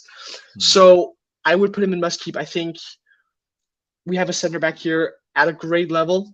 A lot of the pundits as well, players who played with him, have said he's a top player and someone who was willing to do a lot to sign for Chelsea as well, which I respect in that sense. Didn't Gary but I do touch on the fact. Didn't Gary Lineker say that Fofana might be the most talented player Leicester have ever had? Didn't he say that? Yes, I'm not sure, but I think there were a lot of pundits who said something about it. English pundits aren't always the best, but I think, as you've touched upon earlier, if we're in 2 years' time where he hasn't really played, I think it's a different story. But right now we're in a place where we have a young, talented center back we've paid a lot of money for, Premier League proven. I can't see a reason not to put him in must keep. Fair enough. And the next one is a captain himself. By the way, maybe on this note, I'll just put him in maybe for the time being. On this note, happy retirement to Gary Cahill. I do appreciate very much the amount of trophies he's won for us and how much commitment he showed to the club. But I will also not forget that he decided as club captain 3 days before European Cup final decided would be the best time to make an interview criticizing the manager. That is not captain behavior. And that's why I'm not one of these people sat here on Twitter putting thank you messages out there, because that is not captain behavior. And I will not forget that. But still, thank you for the good things. But yeah, I had to mention it because I feel like everyone else keeps forgetting and ignoring that. And I will not. Anyway, Azpilicueta. Bertrand, why don't you go first? I would put him in can go, because I kind of see can go as like, we send him off. I don't think we'd be able to sell him. I think he's past the sell-by date, to be honest. I would have let him go during the summer. I can't see arguments for why you would keep him. The experience, the fact that we wouldn't have to sign another center back for a while. I think his time is up. I think we're dealing here with a Chelsea legend in every sense of the word. I think we respect his time, but, it's time to move on to pastures new, even though he played well against Wolves. I think the legs are gone, and I think it would be sad to keep it for more. So short and sweet, can go, send him off. Legend, thank you for everything, Asper. Fair. Pice, would you be harsher than Bertram and put him in sell, or has his tenure at the club been long enough and enough of a service that you wouldn't go as extreme and just put can go? Just go. But we won't be too harsh about it. No, I think for me, he's in the same one as Aubameyang. I think by the summer, we need to move him on. He's been here long enough. Yeah. Of course, thank you for the service and everything, but we all, let's be honest, we all thought it was over this summer, and then he ended up staying. So I think by the time next summer, he's like 33, 34, and I know Thiago Silva's 38, but Aspie's not at the level of starting regularly as he was anymore. His legs are gone, so yeah, I'd go sell. We need to let him go next summer. Okay. Jem, would you go sell? Would you go can go? So, very quick. So we need to move on. The end of. That's it. Other than that, I agree with everything you guys said. He's been a legend for this club, but we need to move on. Yeah, it's a weird one. Like if we did this 6 months ago, I would have said can go. But now that he stayed past where he should have left, now it's unfortunately so. But that is nothing against him. That is nothing against his professionalism, against his ability that he did show for many, many years. Like we signed him for £7 million, and was a long-term captain. He's one of our highest capped players, one of our highest capped international players, especially. So all the thanks, all the praise to him in the grand scheme of things. Armando Broja, difficult one. Because, well, he's getting a lot of minutes at the moment, but I think we all agree is very raw. But I think a lot of us will also agree there is quite a bit in him. I think that at least. I think for him, it kind of depends on what you see him as.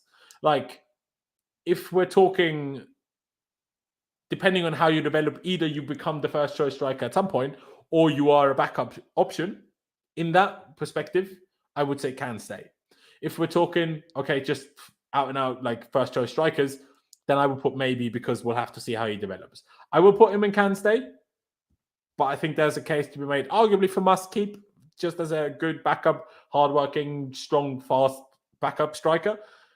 But I think there's also a case to be made to put him in maybe, just because we don't know yet how good he's going to be. So that's why I'm kind of putting him in the middle and just put him in can stay, which will seemingly will certainly be the most crowded section in this, but that's where I'd put him.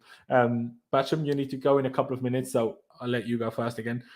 Would you put him in can stay? Maybe must keep. Where would you put him? Well, I think Armando Broja right now is one of my top favorite players in the squad. I think he doesn't have enough to put him in must keep, but I believe we have such a crazy player in Armando Broja. I think we'd be silly to sell him for anything less than a large amount of money. I think whenever I see him play, especially when he comes on, he has kind of like the Diego Costa doggedness in him, but also like the Holland smash into everything run. So I think he'd definitely be part of my first team squad. We'd have to see how he develops, as with it might be the title of the live stream as well. You need to see how many of these players develop and how they develop. But I think selling him and selling a lot of the academy players would be, if we go back to the cake metaphor, it'd be like removing the sugar.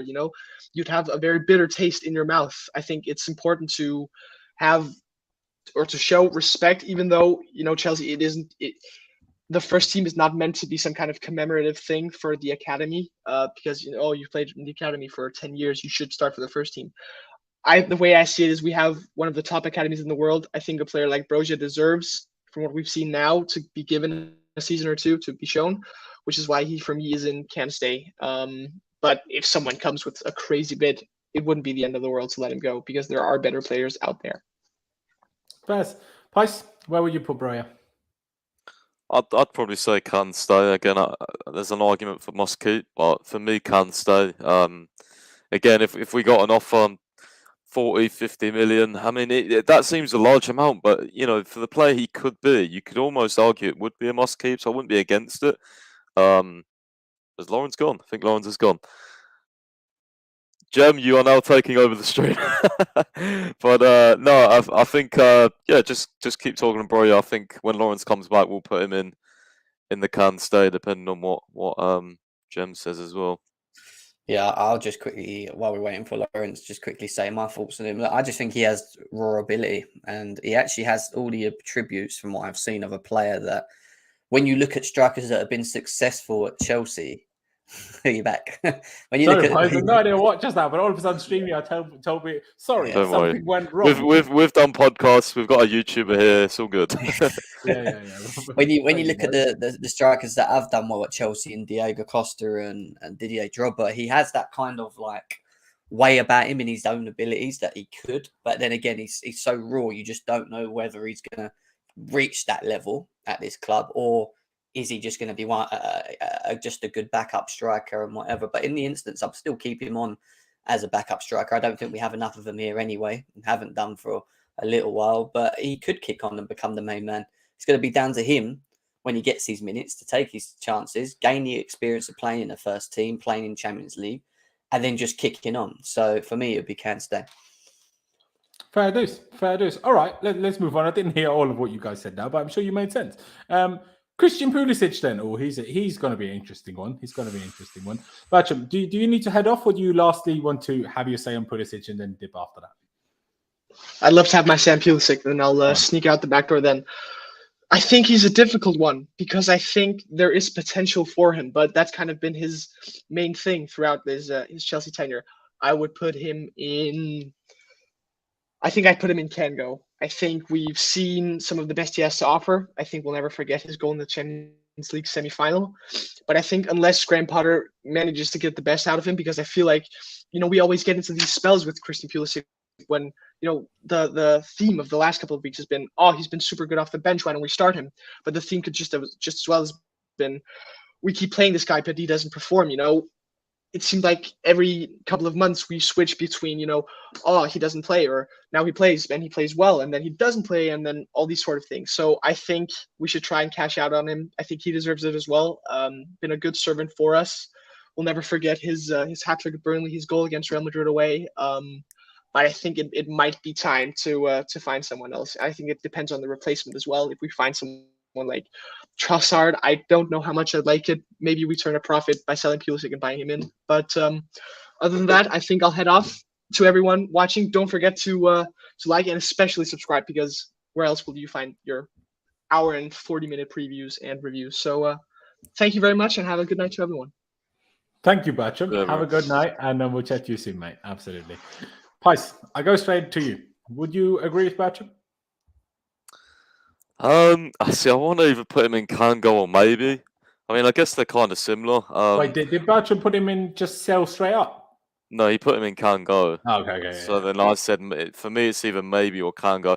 I'm gonna put him in maybe, just because I think, I think it's dependent on transfers as well. Obviously, there's a lot of rumors about Trossard. He's got 1 year left. If we buy him in, is he better than Pulisic? I mean, I think that's a good point. If it's Trossard, just might as well just stick with Pulisic. Come on.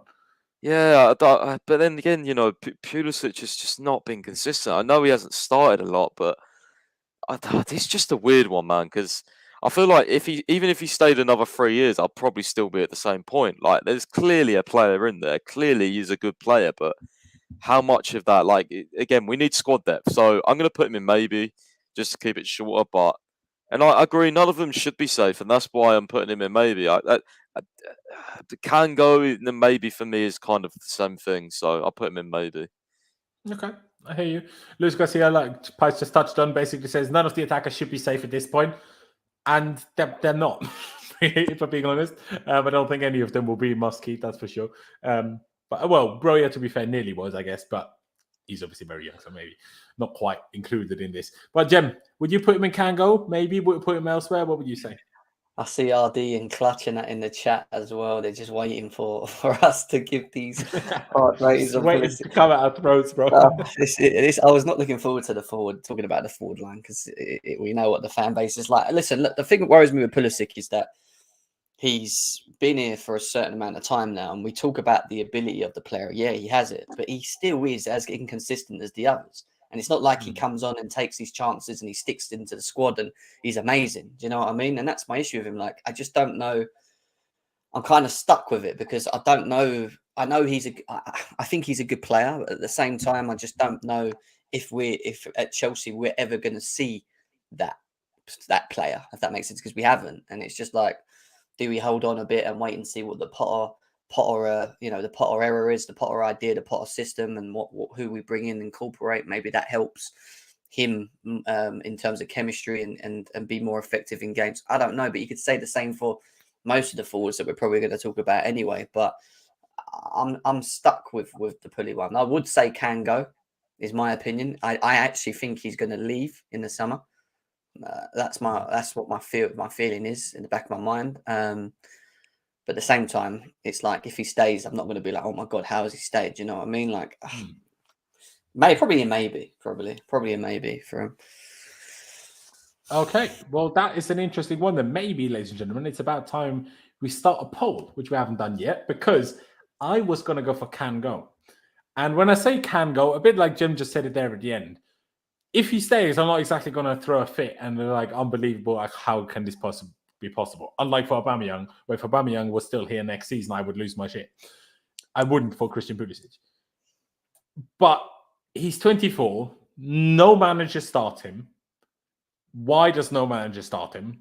I mean, we spoke about our Mount starts because he trains well. Well, if Pulisic not training well, we don't know that. But if that's anything to do with it, well, then train better, quite frankly. Like, you know, if that's not the reason why he's not getting more chance, why he's not getting more chance in his position, if there's other reasons that have, you know, nothing to do with how good or not good he is, then that's a different story. But if it's anything to do with training, then that's not an excuse. That, if anything, should be a criticism. I will leave him in can go, but ladies and gentlemen, I will give you the option. Christian Pulisic, let me just speak what I type, and so that I can type better and quicker. Maybe, let me put it in all caps like on screen, or can go. And you just pick, and I'll leave him in can go for the time being. And we will move him if the maybe does win, which it might do, because there's a fair few of you here that, you know, are either Pulisic fans or just American. You know, fair enough. I'm, like I said, I'm not like too hardly, like, if, you know, if it ends up with maybe, I'm okay with that as well. But again, he's 24. He's a year older than Mason Mount, right? Obviously, he's had a lot less chances than Mason Mount, but let's compare the two, right? You know, and Mason Mount only made it into Can stay. So, especially when we compare it like that again, he doesn't have to go, absolutely. And this might, like, if we did this at the end of the season, maybe he plays well, gets more chances, and becomes one of our star players for the rest of the season. Who knows? It could happen. So then things could change. But as of today, as of now, as of what's happened over the last few years, I would leave him in can go. But again, ladies and gentlemen, place your vote in the poll at the top of the live chat, and maybe you can sway the opinion in another direction. Next one, the next spicy one. Kai flipping Havertz. Aye. Jem. I feel like I'm going to start with you, because I feel like you've been quite defensive of him the last few weeks from what I've heard. So where would you put him then, before I go to, you know, Pies, who's probably going to be quite harsh? I have the same faults as I have with him as I did with Christian Pulisic. I think with Kai Havertz, though, it falls down more to like how he finishes this season. At the same time, he seems to have better second half of the seasons from what we know and what we've seen in past and whatever. And that is an issue, don't get me wrong, because as a player, you want, especially playing for a club like Chelsea, you want players to be consistent throughout the season. He needs to find that in himself.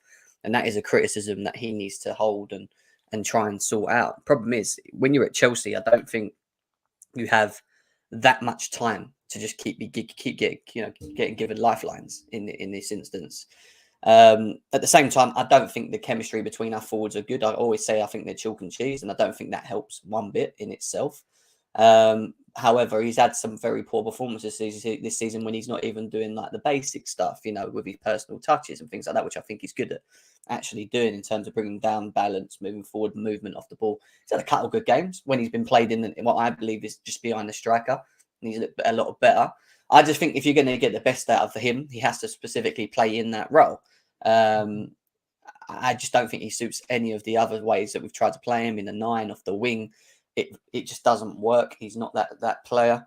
And ultimately, it's just going to fall down to whether Kai Havertz, at the end of the season, if an offer came in from Bayern for 50, 60 million, it would probably be him and Chelsea probably agreeing to let him go on that basis. And it wouldn't shock me if he did. That's what I'm saying. But at the same time, I'm not going to be angry if he stays another year and we try and, you know, we're building closer towards what we want to do with Potter, with the system and whatever, and then see if he can adapt to what it is that they're going to try and do moving forward, which I think is still very early to call because we don't know what they want to do moving forward. So it's kind of a little bit like with Pulisic, because I do think Kai Havertz is very, very talented. I think he has very raw ability. Again, he's still very young, but at the same time, he's still very inconsistent, and it just depends whether we're going to play him in the right positions to see the best of him. Because if he goes in Bayern, I think it will fit better because he's playing around better players, and there's a system with players that understand and they carry the roles out better. So I think he would just slip in and do quite well there. It's just that Chelsea, I don't think we have that at the moment, and that's why I don't think it helps on one side with that as well. But yeah, I'll probably say maybe for me. Fair enough. Pyston, on the other hand, would you drastically disagree? Would you put him sell straight away or in the summer, or would you go can go? Where would you put Kai? I think it's a pretty easy sell for me, and I'll tell you why. it's more because not because I don't believe he's got good potential. I think it's because I don't know what he is. And Jem mentions just beyond the striker. Well, I think a lot of that as well. You've got to have a good final ball. You've got to have really good finishing. You've got to have good movement, which he does. But he's, I know he's young, but if I'm just looking, saying Kunku comes in as well, I think Kunku pretty much decides it for me because he's not going to play as a 9 over in Kunku. He's not going to play behind the striker over in Kunku. You've got Mason Mount who would play, if we played like a 4-2-3-1, and Kunku and Mount would be there before Havertz for me, and he's not good off the wing. So I don't know what he is. You may say, oh, play him as an 8 in a 4-3-3. Well, again, you'd have Mount, you'd probably have Kovacic, and Havertz. When has he ever really played there? Like, you know what I mean? So for me, it's just about the fit. I don't think he fits us. I don't really think he fits the Premier League either. So for me, it's a sell for those reasons, and I think the fact that we can get quite a lot of money back from him as well and reinvest it into someone that does actually fit us more and does suit the league more, I think we'll probably go with that. And on one end, it would leave a bit of a like, oh, if we sold him too early, but I don't know, man. Like I've just a lot of players frustrate me in this squad, but when Havertz has a bad game, it's something else, man. It's like when Werner used to trigger me. Like it's so annoying. It's just when he's bad, he's really bad, and he's not been good enough for how much we spent on him, to be honest, in my opinion. Yeah, Kai is a tough one for me because, and I've said this many times, I think there is an unbelievable player in there. I know people's like, haha, we use the word generational way too softly. When he was like 19, 20, Kai Havertz was generational. Now, has it since then developed that way as everyone would have hoped? Clearly not. And I agree, he has been subpar for Chelsea by essentially a Champions League final. And yeah, that's huge, but you know, as no matter how big the game is, one good game, even if it's a big game, doesn't outweigh 50 or more average to poor ones. And unfortunately, that's kind of what he's had. I do agree with what Jem said. I think if you have a player like Kai Havertz, playing a 3-4-3 is like about the stupidest thing you could ever do, quite frankly. Because Kai Havertz is not a luxury player in a sense that he doesn't press and doesn't, and isn't a useful player to have, because if anything, he's way more hardworking than people will probably realize, if anything. But it is a little bit up in the air. What is his best position and what is his best attribute? I think Kai has this thing where he is just a bit of a jack of all trades rather than a master of anything, and a master of none, obviously, as the expression goes. And that is obviously to his detriment. I think part of that is Chelsea's fault, mind you, because his heading has gotten much better since coming to Chelsea. In general, in the air, it's gotten much better since coming to Chelsea, because we've played him in a position that he didn't play all the time before. But obviously, therefore, other things that could have improved since then, had he played in other positions, didn't improve. So I would still leave him in maybe, but I'm nearing can go, because it's the third season now. We've not seen regularly anything. But I said at the beginning of the season, I will give him this season. And I will give him this season. And before this season is over, I won't go to can go or sell. So I will leave him in maybe for now. But by the end of this season, this could very much have changed. And I think one thing that people like to forget, again, he's a year younger, more than a year younger. No, actually less than a year younger, but about a year younger than Christian Pulisic. Younger than Pulisic. And think about how differently you, and by you I mean everyone, think about Kai Havertz and Christian Pulisic. I'm just saying. Yeah, but Pulisic is a really good dribbler. Pulisic has a set position. I think he's useful off the bench. I don't think Havertz has these attributes, bro. He definitely doesn't have a set position. No, he's not. He's not a super good dribbler, and he's not a left winger. That's true. But neither is Fofana. He's not a left winger nor a good dribbler. Do you know what I mean? That doesn't. Havertz isn't supposed to be like Pulisic, but I see. Like I also see what you're saying, and I agree. Pulisic offers more for me, even if it's off the bench. I wouldn't want Havertz sitting on the bench. He's a £70 million player. I know we spent a lot on Pulisic, but it's a while ago now. £60 million player, bro. Yeah, so it's a long time ago though, so it doesn't. It was a year before. It's a year before Havertz. Yeah. Anyway, well, obviously we spent it 18 months earlier, but he joined us 12 months earlier. Yeah.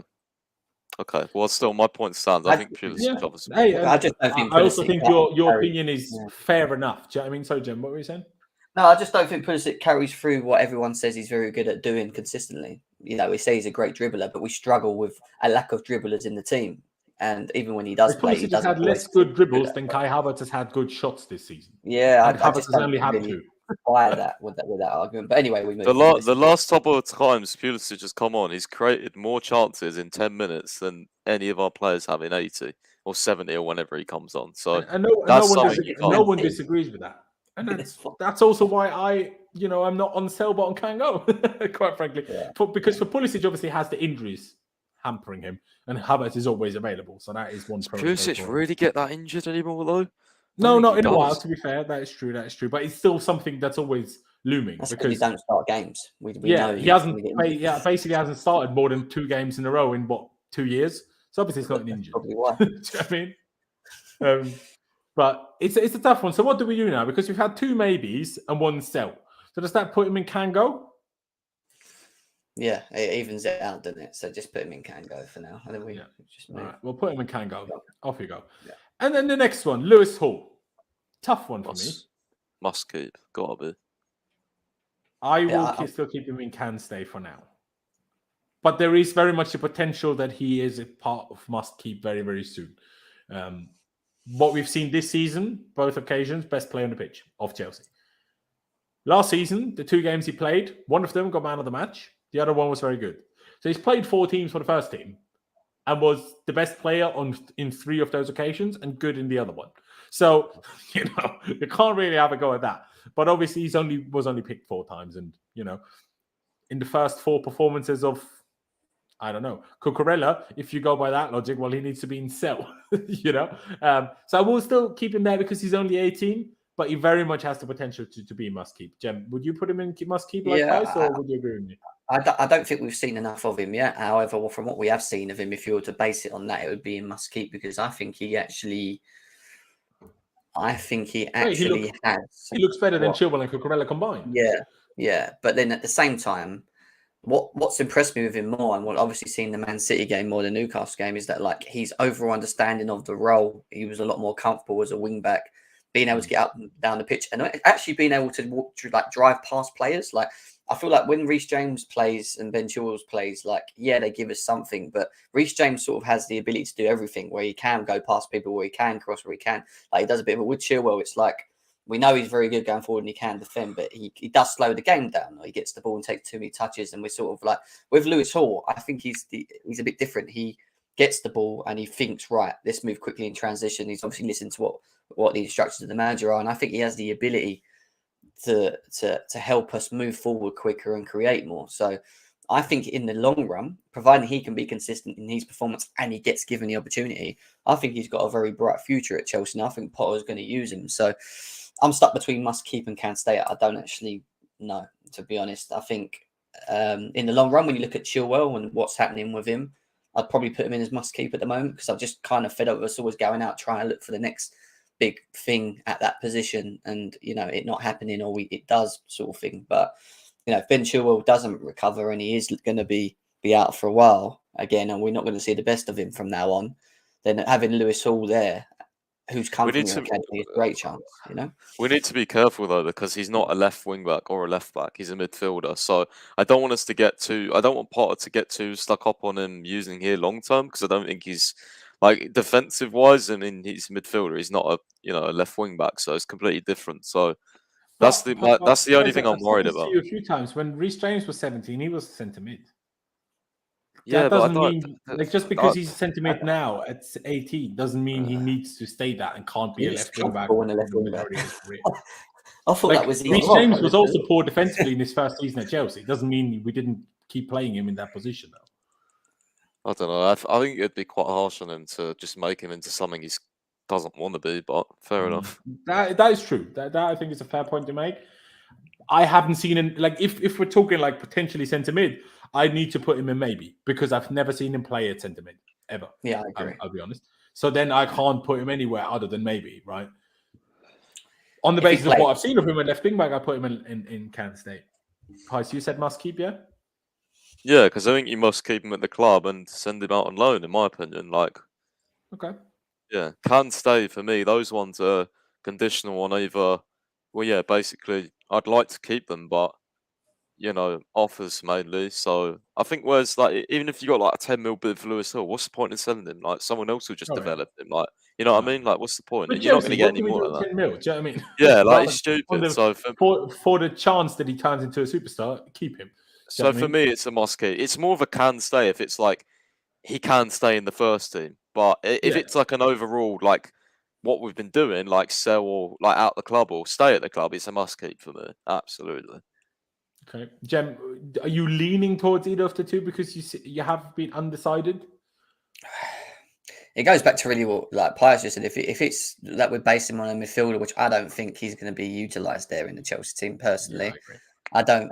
It would be a maybe, but if it's where we are playing him and we're going to stick to that system, I think again it's going to be down to consistency. But I think he will get opportunities, and I don't even think he'll go on loan. I think there's a good chance that he may actually stay with the team because I think depth is another one big thing. But at the same time, having the experience of playing with the players that you're going to be playing with could push his development on a lot quicker rather than just going and sending him out on loan and just forgetting about it.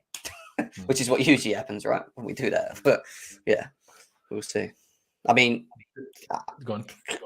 can stay. I'm still going to stick to can stay, to be honest. Okay. I'll put him in can stay as well. The one thing I will mention is obviously we don't know what formations we're going to use going forward, right? If we go away from a back three, again, I haven't seen Lewis Hall play as centre mid. I don't think he's a left back. So if there's no left wing back in the team, that's why I wouldn't go must keep. Because if there's no left wing back, I don't know. So how can I go must keep? That's kind of my logic. Because to me, midfield, because he has to clearly certain technical abilities, but is he like, do you watch him play and you're like, wow, he's a superstar technically? I wouldn't say that, right? And is that then what I want in midfield? Like over stars that we could sign or stars that we have already? I'm not sure. So it'll be in can stay overall, but certainly up there. N'Golo Kante. I'll keep it short for this one. Can go. Ability-wise, sure, must keep. But at this moment, mate, the guy hasn't played 50% of games in 2 years. Now, if he comes back from this injury and is all of a sudden fit constantly, of course.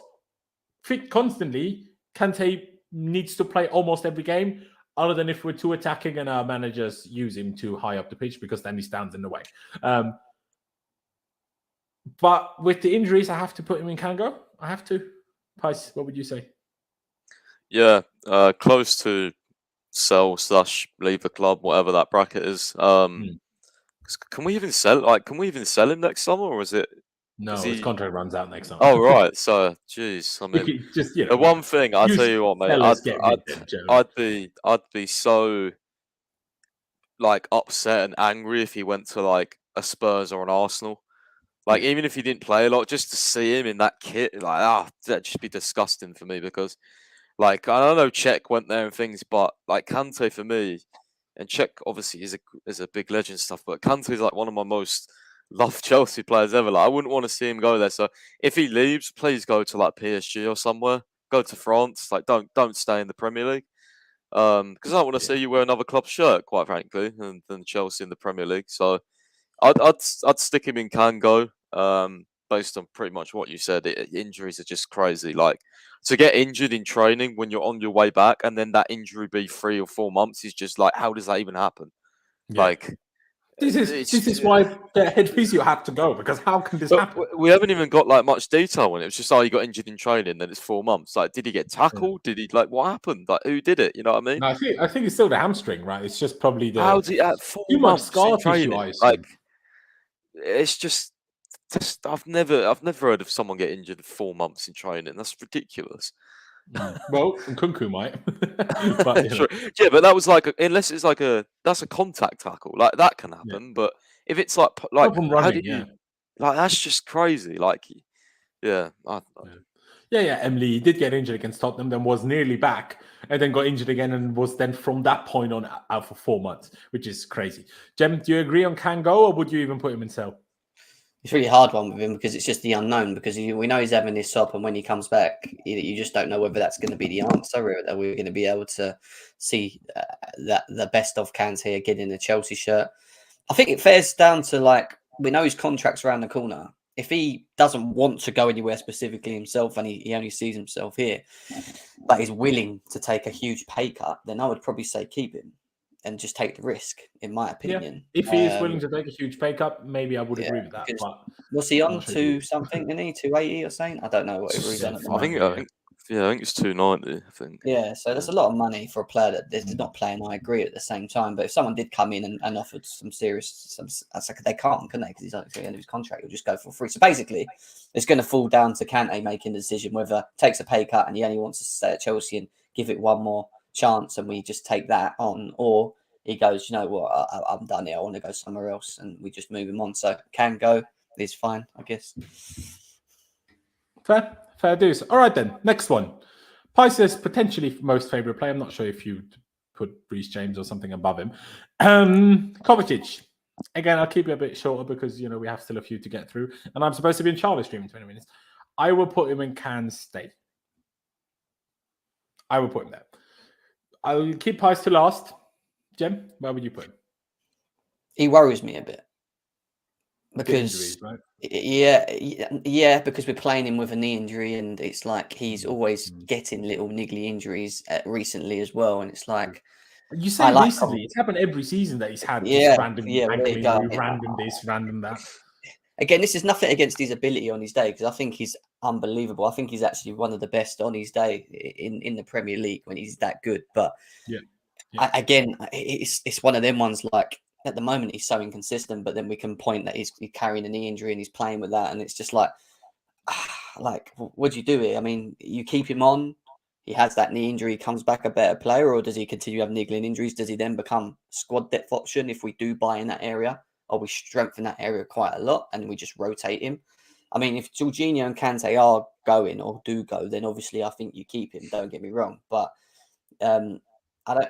there's talks about him potentially thinking about I heard he's thinking about his career as well. Like, he's not 100% like, I'm staying at Chelsea, is something I read as well. Like, so it's just like, I don't know. For me personally, I would say can stay, but his injuries and his lack of performance, like his lack of his performances being good recently as well, was a bit of a worrying as well. It's just like, what are we going to see? Like, what are we expecting from Kovacic in the future? We're going to have that amazing Kovacic for the next couple of seasons, or are we like stuck in between a hard rock here with him? That makes sense. But yeah, it's a weird one, because obviously we all heard that rumor, no matter how potentially unreliable or reliable it was, about him considering his future. I wonder if it's rather than anything to do with Chelsea's all over the shop or whatever. Maybe it's more to do with I'm getting injured all the flipping time here. Maybe I should just play in Spain or Italy again. I don't know. Or the Bundesliga. Obviously, he speaks German. Maybe he wants to try another league. Who knows? But Pice, you're probably going to say must keep, I assume. But unfortunately, you're probably not going to swear anymore. But what would be your reasons for where you would put it? Absolutely must keep. I think even if it's squad depth, it's got to be must keep. He's absolutely quality. Jem, sorry, I've got a bone to pick with you. You put Chalobah in must keep, but not Kovacic. For me, that's outrageous. That's outrageous for me. But you're allowed your opinion. I said why, didn't I? It wasn't about his ability. It was just about more, what are we going to get from him in the future, and is it going to be enough? And like, who do we keep out of that? Ability, Kante isn't in Kango either. Do you know what I mean?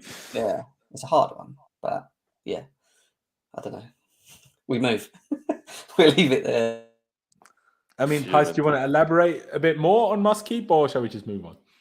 I think you know my reasons why. I think he's an amazing dribbler. I think technically he's amazing. I think he can improve his passing a little bit, but I think he just offers us so much. I think he works bloody hard for the team. I think he can play 3 backs, 4 backs.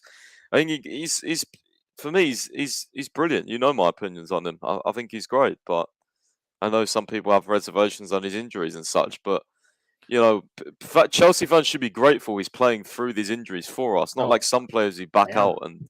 You know what I mean? Like, so a lot of fans aren't. He's playing shit. Well, yeah, because he's actually playing through injury for us. I don't think he's playing shit either. I think he's one of the people where fans are just unnecessarily. Well, I saw that idiot Nini say he needs to go because of his injuries. So, I understand that, but whatever. It's the injuries is obviously always a difficult one. Like, let's see what happens after the World Cup.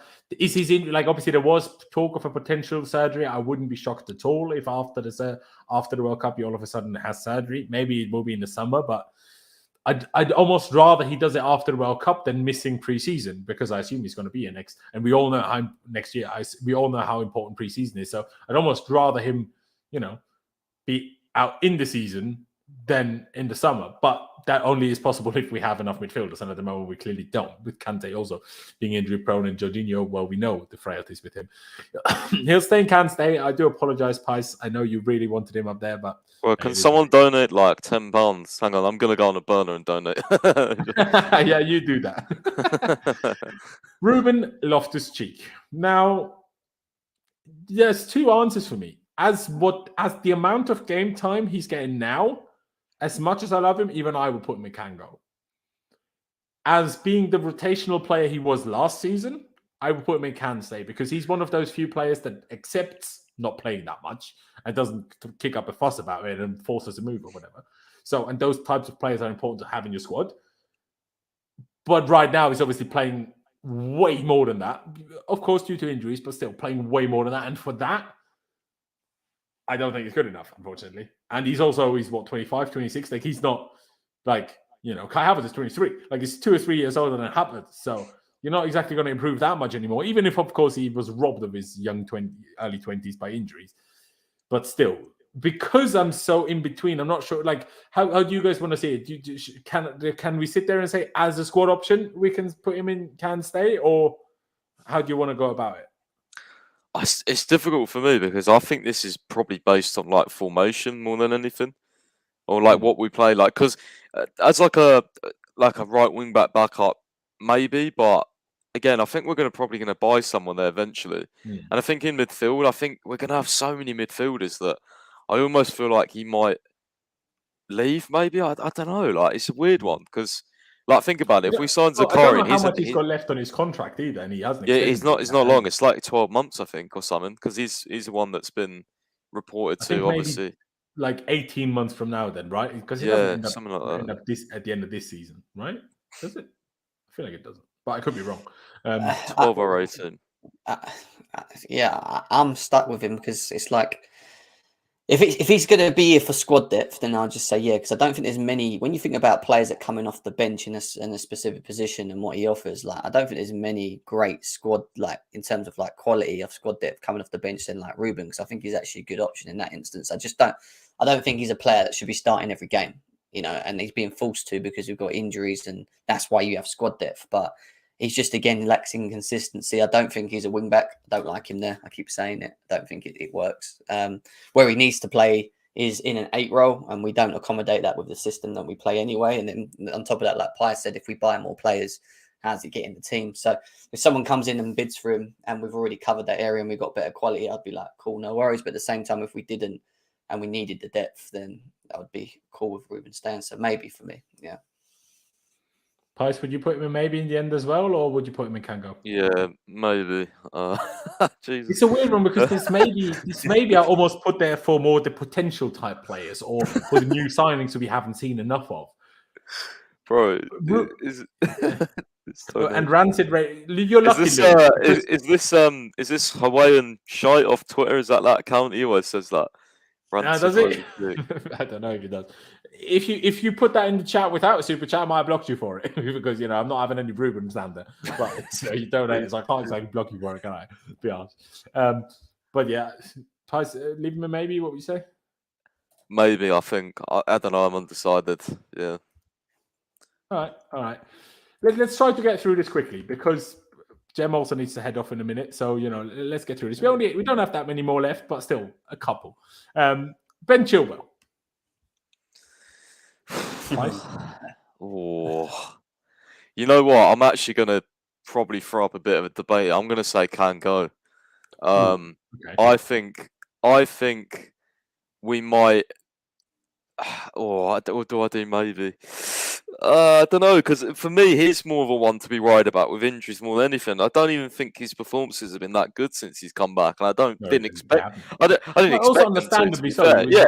No one expected him to. Yeah, no, but but now he's got this injury. I'm going to put him in maybe, because if he comes back even worse, then I'm like, yeah, he might, like, there's just, you know what I mean? Like, actually, back up, right back and left back are very important with the amount of games we play. So I'm going to we've say got Lewis maybe. Hall now, so that helps. Yeah, we do, but I don't know. I'm going to say maybe. I'm not too sure on Ben at the moment. I want him to do well, but it's just peak for him now with this injury. Like, it's not even like a little month injury. He's out for, like, what is it? Like, how long's he out for? Like the end till of next year. Yeah, so my God. February type thing. Yeah. Anyway, we'll see. Not I'll ideal keep it short and sweet. Yeah, I'm a maybe as well. I'm just worried about his injuries. I don't know whether we're going to see the Ben Chilwell that we saw under Tuchel. And if we don't, and he has been struggling with form, which again we can't blame for because he's been injured, there might be a good chance that we'll have to look past him. At the same time, he could come back and then find form and not get injured as much again and find it. I don't know. So I'm stuck in between, maybe.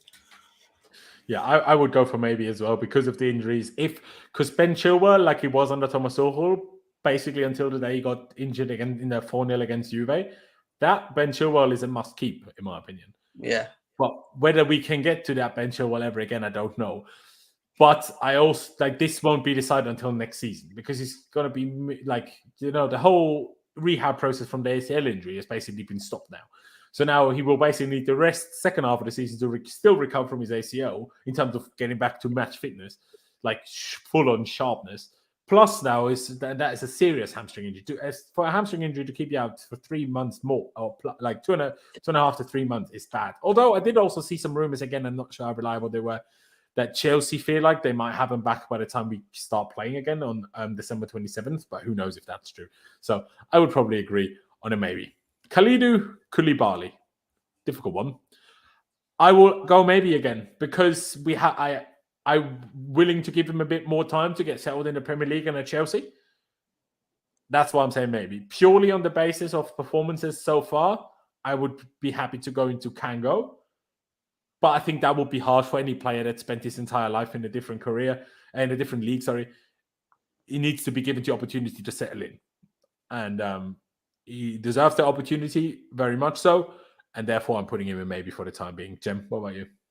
For me, it's the can stay because it's the same sort of motive that I have for Cucurella is the same thought as what I have for Koulibaly. Like, I don't think he's actually been that bad. I know some people feel that he's been awful, but at the same time, I think every player deserves a bit of bedding into this league, especially. And when you've been playing in an Italian league for as long as he has, I think we should at least give him a little bit more time before making a decision. If you come back to me next summer, I'll probably give you more of a definitive answer in terms of like stay or go. But as it stands for now, and the fact that we've just signed him on the last window, I'd put him in can stay for now. Fair. I mean, obviously, I was kind of on the verge of putting Cucurella in maybe as well. But Cucurella has the benefit of being young. He's, 24, 25? Koulibaly's 31. So that's kind of what goes against him a little bit. Therefore, I'm okay with having him one lower price. Would you go with Jem and put him in can stay or go maybe? What would you say for Koulibaly? I would, because I still believe in him. I think if you just talk about raw attributes of a defender, especially ones that succeed in the Premier League, I think he's pretty much got everything. I think he's good on the ball. I think he's very quick. I think he's very strong. I think the thing that's going against him at the moment is he's just a bit too rash and a bit too sort of over aggressive at times. Like, you know what I mean? Like, and he starts games quite slow as well. So I think if he gets that sort of out of his system, kind of reminds me how like old Rudiger used to be honest. Like, you remember him before Tuchel? He'd be, he'd have pace. He's good on the air. He's good in the air, but he'd make. Well, Rudiger made shit tons of mistakes. Koulibaly hasn't made shit tons yet, but he needs to start going on an upwards trajectory. So I would say can stay, because again, I think more bedding in time and his attributes for me are something that like I thought he'd be a absolute must hit. Like, he would be great for us, but let's see in a few months. I don't know. I just think attributes wise, he's got everything to succeed in. So I don't know why he's struggling. And again, I think he has talked about. It's just he needs to get used to the speed. You know what's interesting as well? He did talk about actually he wants to play in a 4 at the back, and people for people who say, "Oh, three at the back protects defenders," well, clearly he doesn't like it. So you know what I mean? Maybe I some think it only players. protects the central one. I think the wide centre backs for that for them. And it's actually there's an more argument difficult. whether he is actually even a wide centre back anyway, because he's played in the middle of his career. So yeah, there you go. Fair play. All right then. Kepa Arrizabalaga. Tough one for me. I'll say maybe. Because obviously on the back of what we've seen until 2 years ago, 1.5 years ago, whenever Mendy took his place, it would have been an easy can go if not set, obviously. But now what we've seen recently, I'm like, well, you have improved. Goalkeepers obviously hit their prime much later. So maybe you were just way too young when we tried to make you number one in the first place. He obviously still will have that negative of the lack of height, but then again, he's the same height as Iker Casillas, and he's one of the greatest goalkeepers of all time. Has football changed for the goalkeeper so much in terms of, if anything, I swear there's less long shots nowadays than there used to be back in the day, right? So I'll still give him the benefit of the doubt and say maybe, because the way he's played, I mean, before he got injured, on the basis of that, you know, you shouldn't be thinking about selling him. But that's why it's a maybe for me. Pice? I'm going to put him in can go. I think we'll probably move away from him next summer. Not really a massive fan of him. Done this up and down thing with him way too long for me. I'll say can go. I think we'll probably sign a goalie, and you know, I don't think Mendy will want to be the backup. But But do you then want Slonina to be the backup? Yeah, see, this is why I'm kind of like, this is why actually I might go maybe, just because. I don't think Kepa's going to be happy with backup by the time he gets to next summer. I think he wants to. He's at a moment in his career where he wants to be a starter at a club as well. So, yeah, I'll go maybe, but I feel like Kepa might go get me out of here, sort of thing. So, I don't know. Maybe. I mean, he certainly seems to care a lot more than Raheem Sterling does. So, you know, that's something, I guess. Jem, would you go maybe? Would you go can go sell? What would you say? I think it depends on if Mendy stays or not. But at the same time, it's like what Pice said. We are looking to bring in another goalie. Will Mendy want to sit on the bench? No. Does Kepa want to sit on the bench? If someone else comes in and starts, probably not. I do think he has weaknesses. I don't think he's great from corners. He doesn't. He worries me, to be honest. He flaps at them a lot of the time because he's just not able to be able to deal with that. And I think that's a weakness in his game. But however, he's good at playing out from the back better than Mendy, and that works for Potter. So maybe for now. First, Reece James. That is obviously the easiest of the day. I think he's by far the clearest must keep of all of them, right? I think we ain't got to explain that. Like, he just needs to stop being injured as much, because obviously he has at the moment this tendency of having one fairly big injury every season, which I would rather he stop that. But otherwise, you know, with that injury though, Laurenz, like if you look at Reece James's injuries, him injuries are not actually created by him. So it's like his last injury was because he literally got kicked pretty much, which then made him instantly fall into. And the last season one was being overplayed. He's not like picking him up because of his own body. What I'm saying, if that makes sense. It's more other people. No, exactly. I would like him to become maybe a bit more outgoing, a bit more vocal in that sense, just because I really want him to be our captain, but I don't like quiet captains. And he seems to have a bit of a quiet personality. So I hope he can maybe come out of his shell a little bit more, even on the pitch. Not that he's like in terms of vocally, obviously, clearly physically, and, you know, even body language wise, he's very much, you know, prison. But I'm just saying vocally. And I think a captain needs that. But yeah, the easiest must keep we have, right, Pice? Yeah, definitely. Fair dues. And then the next goalie, Mendy. I will honestly put him in maybe just like I did with Kepa. I mean, I said about Mendy, even when he was playing super well and everyone was saying he's the best goalkeeper in the world, I was like, the guy's been here for 18 months. We don't know yet whether this is a crazy good spell for him or whether this is the real him. We found out it was a crazy good spell for him. It wasn't the real him. But I also think what we've seen recently before he got injured and then dropped, I don't also think that that's the real him. I think that's worse than the real him, right? So I think the reality is somewhere in the middle. But our manager is also Potter, and he's never going to be good enough with his feet. So I'm somewhere in the middle of maybe and can go. But I'm willing to give him the benefit where I'm like, okay, you had a great run, you had a poor run. Maybe you can also manage to settle in somewhere and find a comfortable spot that's somewhere in between those two. So therefore I'm saying maybe. Pice? I think maybe again could lead towards Kango because of the reasons you said.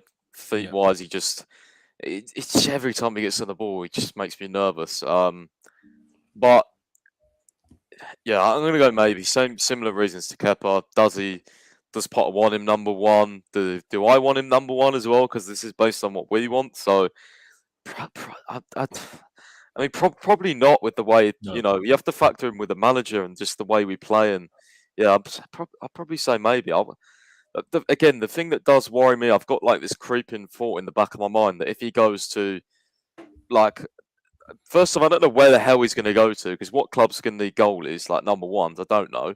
But wherever he does go to, I've just got this creeping feeling he's going to go back to what he was when he signed for us, and he was just unbelievable. So yeah, that does panic me a little bit, especially like if we came up against him in the Champions League, we were like, oh, what the fuck did we let Mendy go? Look, he's unbelievable again. So there is that creeping thought in the back of my mind because I know, like, I've seen him; he can be very, very good. So yeah, it's one of those. I hear don't that. know. I hear that, Jem. I know you need to go. Do you quickly want to just say your piece on all, like, not say your piece, just place them all the last four? Yeah. Ziyech is a sell. Maybe. See you later. Yeah, Ziyech is a sell. I ain't got to explain that, have I? You probably know. No. He's just not good enough. Zakaria, I'm just not sure if Potter's going to utilise him and use him enough for us to see what he can do. However, I think he is a good option. So I'd say either stuck between can go and maybe. Probably can go for him.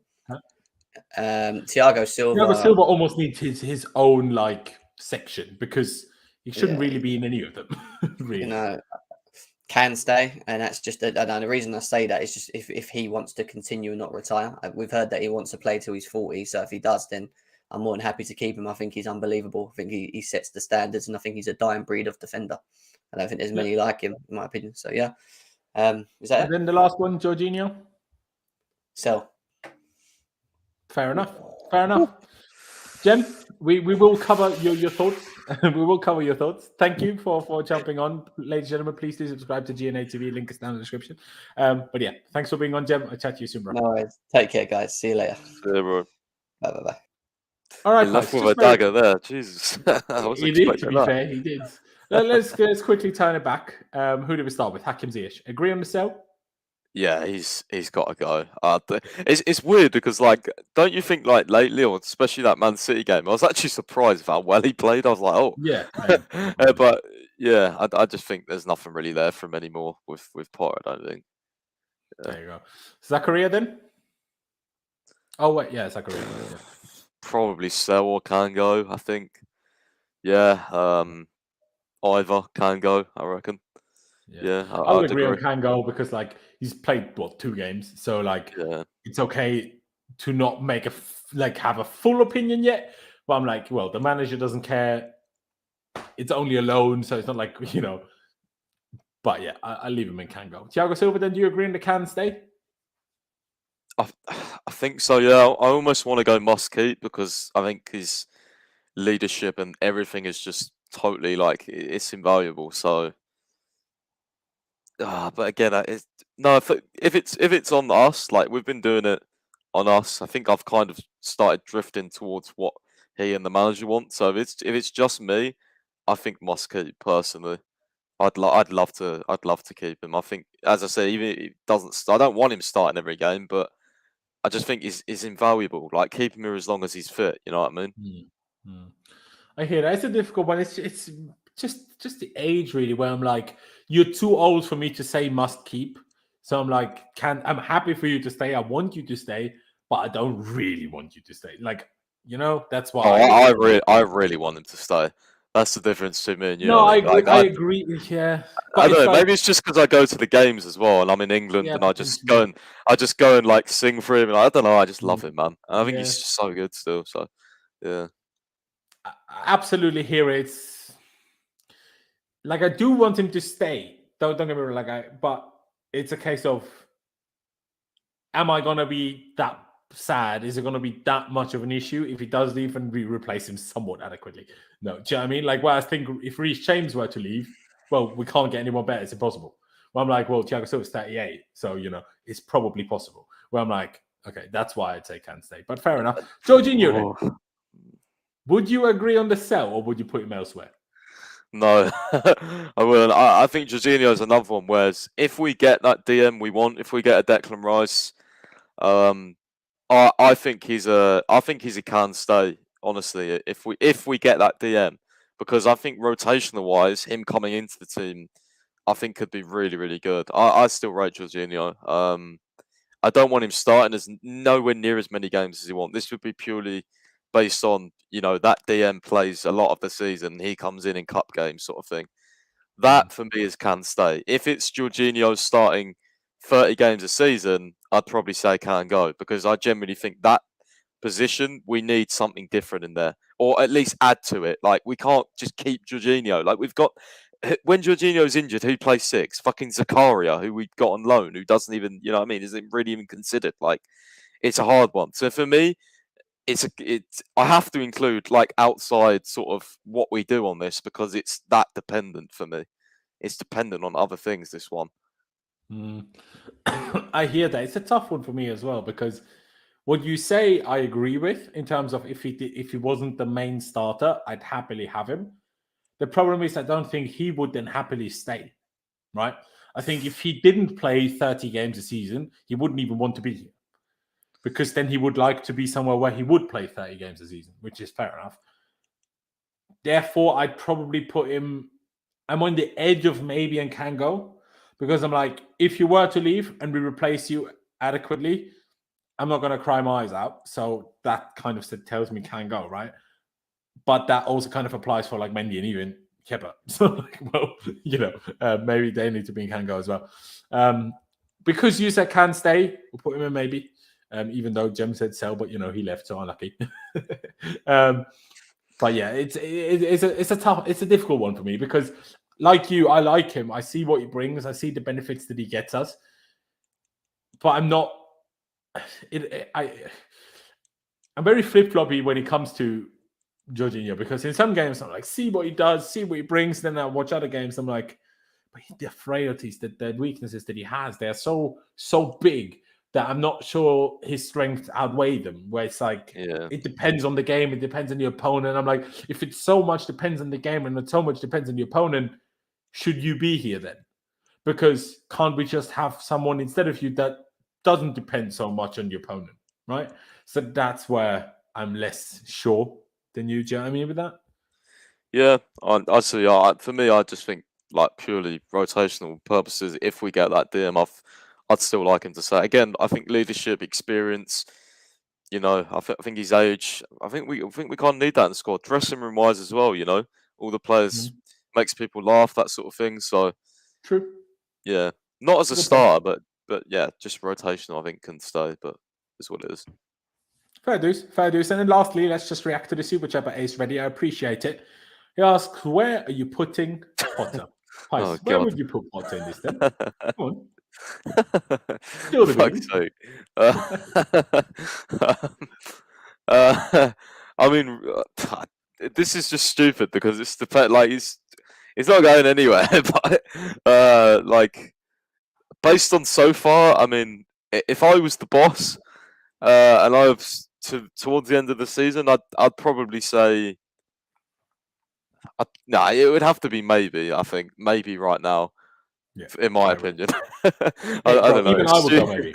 Yeah. Even I agree with you. I would go maybe, because I don't know yet. Again, I said this the other day in the stream, give him to March, April. If things are not better, then I will be like, yeah, find someone else in the summer. But if things are better, I'm like, well, okay, let's give him the summer. Let's see how much with summer signings, a summer preseason. You got to give him like, that's why I think like it's just gonna be interesting, because if we finish like 8th or 9th, then like what do they do? But if we finish 5th or 6th, or like say 5th, I think they'll give him like another season. So I don't know, like it's a weird one. Like, do you think it depends on position? Because I think it depends on how we play for Boehly. Yeah, like if there's improvement, but we still finish 5th or 6th, they'll keep him. If we are the same, like we are now, basically shit, and we somehow scrape 5th anyway, then he might go anyway. Right? I just think the thing is with like finishing like 8th or 9th is It's like arguably better. even 7th. Yeah, it's arguably better, but like the media like scrutiny is way worse, even though it like doesn't really mean that much because of the like places and stuff. So if you finish like 5th, it'll be like I can guarantee you all the pundits will say, yeah, give him a summer and all that. But if we finish 8th or 9th, I can literally guarantee you the pundits will be saying that's just not good enough. Like, how can he? While You know, if we did 8th or finish 9th, like- 8th, his next season would arguably be way better. Because if Potter had every midweek off, you know, yeah, exactly. we We might even be challenging for the title on the basis we don't have to bloody play. Like conference, exactly. you could play the kids. You know what I mean? So we should just, even if we come 5th, we should just say Europa League now, mate. We already won that twice, can't be bothered. I hate the Europa League so much. That's why I'm so intent on do you know getting what top 4. I would literally, I might refuse to watch the group But wait, stages. isn't it this season already that even if we come fit, like No, not it's next 4th, season. it's Next season is the 5th. You get Champions League. It's like coefficient or something. Isn't it even like Yeah. even if you come 10th, you can, like, if you have enough like history in the competition or something. UEFA just saying Super League things, but you know, no one tried to listen to me when I said that. You know, again, just watch a Netflix documentary and then you see what I meant.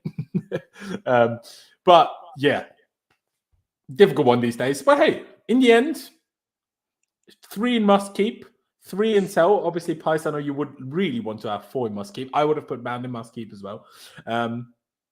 Clutch really wants me to ask really nicely to make me put Pulisic in, maybe. I said donate. He didn't. So, you know what I'll give you? Oh, that Clutch, I'm afraid. You know what I'll give him? I'll put him ahead of Kai Havertz. Does that help you?